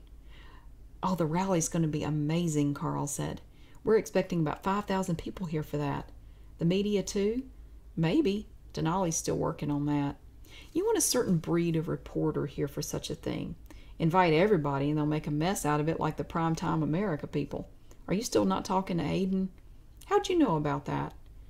I knew because, well, I just assumed you were pretty mad at how it all went and probably told him to go get stuffed or something. He can go take a flying leap for all I care, Pastor Faust said. I can get out of this mess by myself. Amen, brother. I never much cared for Aiden anyway. You're better off without him, in my opinion. We're going to pull through this together. I know we are. Look who we've got on our side. Who we've got on our side. Pastor Faust pulled off his tie and threw it on the desk. Next section. Liddy was a nervous wreck Wednesday evening when she went to pick up Andra and Veronica. The hard part was having to tell Andra that they had to make one more stop before going to the church. Then she had to say who she was picking up. There was no telling what sort of trouble she was going to get in from bringing these two outsiders, one of whom was a former member. Renita who? Andra asked. I don't know her last name, but she used to be a member of the church. She was in the choir. Andra looked at Liddy like she had just turned into Satan himself. Renita Juarez. Oh my God. Short girl, kind of heavy set, wears glasses. That sounds about right, yeah. Veronica came out of the bathroom with her mouth hanging open. Andra looked back at her. Don't say a word. Sister Lydia didn't know. She looked at Liddy again. How come you want to take her to the rally? How do you even know her? I met her through one of my co-workers, Liddy said. I accidentally mentioned the rally, and she said she wanted to go. Maybe she wants to come back. Could she do that if that was the case? Andra thought about it for a minute. I don't know. It would depend on her standing with Pastor Faust. I don't know what the final decision was on her or what he'd say if she said she wanted to be a member of the church again. It's usually decided on a case-by-case basis anyway. But God, Sister Lydia, how could you do something like this without asking permission first? You should have at least called me. I would have told you it was a bad idea. Veronica stared at Andra wide-eyed. What are we going to do? Andra sighed and flopped her hands against her thighs. We're going to go pick her up. What choice do we have? Sister Lydia's already set it up, and since we're riding with her, we don't really have any say-so in the matter. She walked back into the bathroom to finish putting on her makeup. There's one more person coming, Liddy called out to her. Andra stuck her head out the halfway open bathroom door to listen. My co-worker said well, I have to pick her up too. Is that all right? Andra rolled her eyes in amazement. What has gotten into you, sister? Are we picking up half the worldly population of Dalton before we get there? We could all get in trouble for it. Bringing in a former member and some other somebody to the rally. Good Lord. It was quiet in the bus all the way to the church. Liddy watched Renita carefully as they all walked through the parking lot together. Andra stayed by Renita's side every step of the way. Renita mumbled quite a bit as they walked, and Andra mumbled right back. Liddy couldn't hear what they were saying because she was walking too far behind them with Veronica and Belinda. The fellowship hall was full of people, and music was blaring over the loudspeakers in the sanctuary, but when that group walked in, the room got awfully quiet. They drew stares from both the men and the women when they realized who Renita was. Ken ran up to them immediately and escorted them all downstairs to his office. He shut the door behind them and asked them to sit down. Belinda had to stand because there weren't enough chairs. I'd like to know what you're doing here, he said to Renita. I just came to see what the rally's all about. It's open to the public, Brother Ken, so I don't see what your problem is. You've got signs all over town inviting people to come. Sorry. I've been trying not to yawn. It may be open to the public, but we still reserve the right to remove anyone from the premises that we choose to. If we think you came here to cause trouble, and your very presence here has already upset quite a few people in the fellowship hall, by the way, we can call the police and have you taken out of here. I thought people would be happy to see one of your long-lost sheep wandering back into the fold, Renita said. Liddy clutched her purse and rocked back and forth slightly from the stress. She just wanted to get out of there. Ken lowered his head and looked at her over the rim of his glasses. This is going to be an uplifting, God-blessing event, and nobody's going to just waltz into my church and ruin it. This is not your church, Renita said. Andra stood up and faced her. How dare you talk to Brother Ken that way? You apologize to him. I won't apologize for stating the obvious. Ken was turning a dark shade of crimson. Tell me why you came here. I'm just here out of curiosity, that's all. I'm not here to start a fight or pick any old wounds. I promise I won't make a scene or cause anybody to freak out. Just let me sit in the sanctuary or wherever this rally is going to be held, and I won't bother anybody. Ken looked at Liddy. I suppose this was your doing, Sister Lydia. Yes, sir, I know her through my coworker, Belinda Shaw. Belinda walked up to the desk and shook Ken's hand vigorously.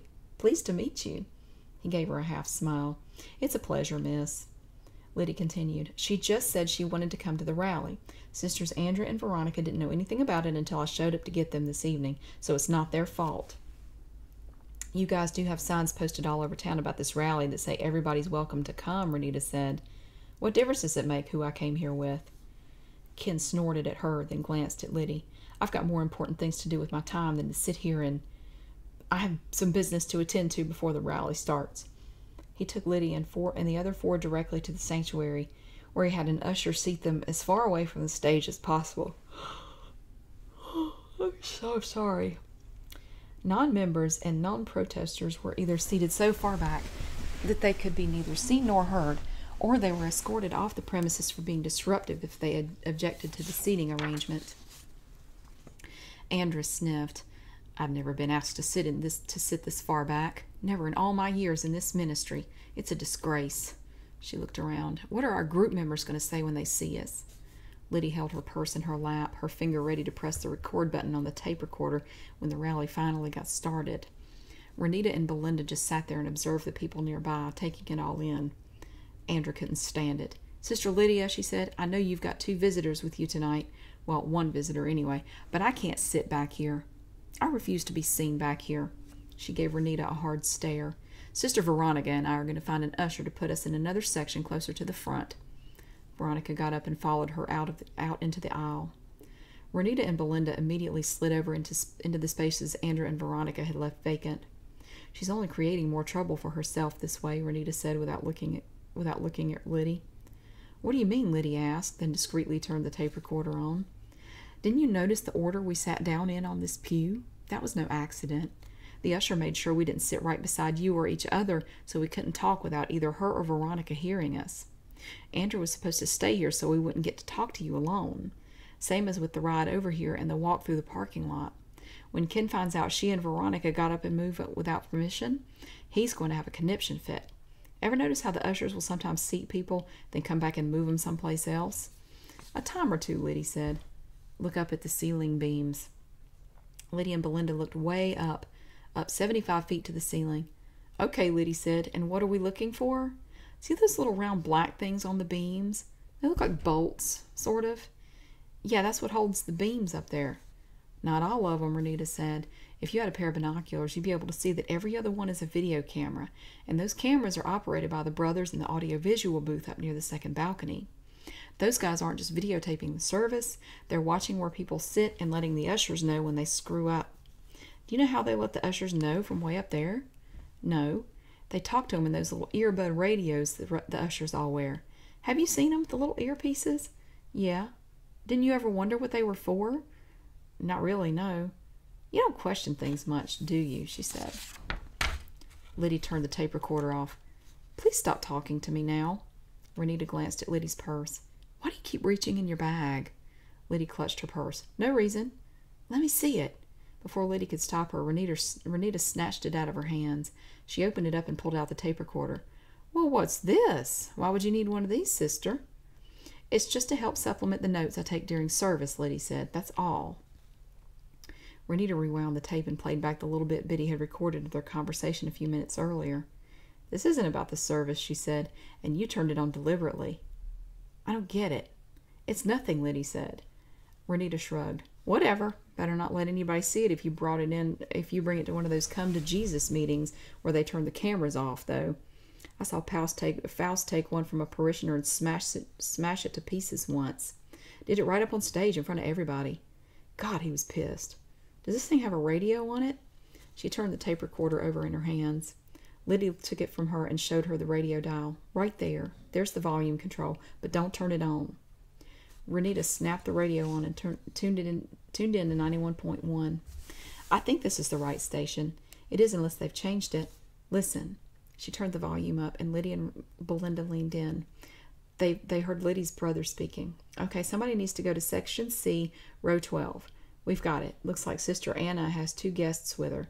Put somebody between them, and check out the front row, Section L, the lady with the miniskirt. Move her back. Lydia looked up to the control booth to see if she could see Richard. The glass was so dark that it was nearly impossible to see inside. "That's the audio-visual guys," Renita said. "They do that every time you have people in here for any kind of event, even weddings. Whoever's on rotation to be up in that booth has to get here several hours beforehand to get ready." She pointed to the cameras on the ceiling. "You think the cameras in front of the stage are the ones you have to worry about, but the ones in the ceiling can zoom way in. They can even read the program if it's sitting in your lap." "How do you know all that stuff?" Lydia asked. "I mean, you were just a single sister like me. We aren't told about things like this." "Remember that guy I mentioned yesterday? The one who's a single brother here but who's been thinking about getting out?" "Yeah." "He told me all about it, and some other stuff that would make your skin crawl.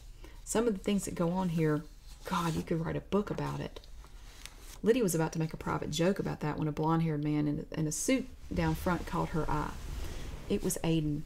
"Can you see that guy down there? Sort of looks like a surfer." "Near the stage?" "Yeah, what about him?" "Do you know him?" "No, but there are a lot of people here I don't recognize. There's a lot of turnover in this place." "How long's he been a member here?" Lydia leaned up to get a better look. "He's been here forever," she whispered. "What?" "Excuse me." Lydia got up and ran down front. "I don't believe these people," Renita said to Belinda. "Just getting up and leaving visitors by themselves? Good God." "Look," Belinda said, there are already 3 ushers headed down there after her." Aiden bowed and smiled when he saw Lydia racing down the aisle toward him. "Greetings, Sister Lydia. You're having a pleasant evening, I'm sure." "Aiden, I think I've really screwed up. I was just doing what I thought you'd want me to do, talking to Belinda and all that, but then it sort of... I went and met with one of her neighbors yesterday because she wanted me to. Her neighbor's a former member of the church. Somehow she ended up inviting herself to this thing with me. I've got a Jehovah's Witness up there, too." She pointed to where Renita and Belinda were sitting. "What am I doing?" "You're proving yourself to be a better investigator than you thought you could be," Aiden said, "but now you have to go." He gave her a little wave as the ushers escorted her back to her seat. Denali passed them on the way back up the aisle, but the other ushers wouldn't let her stop and talk. "Look at that man," Lydia said after she was seated again. "See him?" "Why are you pointing everybody out?" Renita asked. "Just tell me if you see that man. He's got dark hair, about 6'4", wearing a black suit. Do you see him?" "Yeah, I see him." Denali met Aiden on stage and embraced him. They both looked at Lydia and gave her the thumbs up. "Oh, God, oh, God." Lydia felt a sinking feeling in her gut. "What's the matter, Lydia?" "I think something terrible's about to happen," Lydia said. "I can't believe this." Chapter 102. Maybe it was the way Aiden and Denali looked at me. Maybe it was intuition. Whatever it was, it took all I had in me to sit through that rally. They stayed on stage with Pastor Faust the whole time. Sisters Andrea and Veronica decided to get a ride home with somebody else instead of having to be seen with Renita again, which I understood, but later I found out they got in big trouble with Brother Ken for leaving me alone with Belinda and Renita, both during the rally and the ride home. At least I wasn't the only one being punished for doing what I thought was right. Renita chose to sit in the front passenger seat on the way back to her apartment. "What did you think of the rally?" I asked her. "I think nothing's changed. All everybody talked about was persecution, or how they know they're following the truth and doing the Lord's bidding because the world's beating up on them for it. Like Ken always used to say, there's persecution and there's stupidcution. Persecution is what Jesus and his disciples had to endure. That's for real. Stupidcution is when you act like an idiot and then other people point it out and you have to suffer. Well, duh, the so-called self-appointed bishop rapes a minor child and his eunuchs, and then he wonders why." "That's enough," I said. Renita sighed. "You got your head so far down in the sand that you can't see it. There were at least a couple thousand other people in that sanctuary tonight who feel the same way. Faust raped that boy, Eduardo Flores. He's had every unmarried guy in that place, and a few that are married, too." "Stop it," I cried, and almost ran off the road. "He goes after certain men out on the streets, and it's not because he wants to bring them to the Lord, either. He uses that sweet and bitter water scripture all the time. Says people can't be both good and bad. Classic black and white thinking, and you see it in almost every cult. I tried to tune her out, even prayed to God to take her out of my vehicle because she obviously wasn't going to shut up on her own. She just got louder as she went. So nobody can be both good and bad, Faust says. What do you call a man who pretends to love the Lord just so he can run an organization that gives him unlimited access to gay sex partners? It's black and white, so you should be able to understand it. Open your eyes. I slammed on brakes in the middle of the highway. We sat in the road with cars honking and swerving past us, but I didn't care. I leaned over and got in Renita's face. Pastor Faust never touched that boy, and I know that what everybody's saying isn't true because my bio brother's a part of that group, and there's no way he'd stay in a church where anything like that was going on. You get it? You think everybody in the Open Arms is a programmed robot? What are you for believing all that propaganda then? It's the truth. You just refuse to consider it because you've been made to believe that anything negative that anybody says about the church is a lie. I took a deep breath. I felt like punching somebody. You're free to have whatever opinion about the church you want to. I know that. So am I. I didn't want to hear any more about it. I don't want to hear any more about it. Can we talk about the seating arrangements at the rally then? I'd like to hear what you think about that. I put the bus back in first gear and started driving again. I admit I was surprised by what you showed me about the seating thing with the ushers and all, but don't make it out to be some evil plot. I can't see Pastor Faust making the ushers and the people in the control booth go through all that for nothing. He just wants to make sure we don't sit next to people we have no business talking to or being seen with, and he puts people who are dressed right on the front row so when they air the services on television, people get the right idea about us. And you know what some people have the nerve to put on and wear to church? You were there long enough to see that. But what's that got to do with being a Christian? She asked. What's that got to do? Your testimony is more than just what you believe or what your values happen to be. It's about the way you dress, the way you speak, who you fellowship with, your Bible knowledge. The church controls every move you make, she said, every thought in your head. Sorry, but I don't think that's what Jesus wanted for us. Next section. Aiden was waiting in the parking lot behind my apartment when I finally got home at about 10 o'clock that night. He called out to me as I was walking up to the back door of the building. I didn't look at him or acknowledge his presence in any way. I just fished in my purse for the key to get in. Liddy, he said, and he came up beside me. What's the matter? Are you upset with me for some reason? I feel weird talking to you, I said. Something's not right, and you and Denali have something to do with it. What reason did y'all have for standing up on that stage for the entire rally? You didn't do anything but stare at the back of Pastor Faust's head. We had to protect him. From what? I was irritated.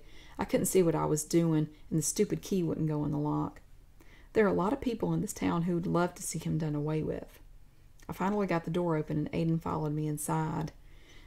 I have a bad feeling, I said. Somebody's lying to me, but I don't know who. I turned to face him. Is it you? Have you not been telling me the truth about something? He took my hands and held them tight. I understand your apprehension, but Liddy, you can trust me. I haven't lied to you. You can count on me to always tell you what's going on. Then why are you so weird about answering my questions sometimes? I ask you stuff and you say I don't need to know that yet, or I'm not ready to hear the truth about this or that. Why do you do that if you're being so honest with me? Because there are some things you aren't ready to see yet. You have to trust me on certain things, Liddy. I would never put you through anything that wasn't absolutely necessary. And I know this has been hard on you, but you have to keep going.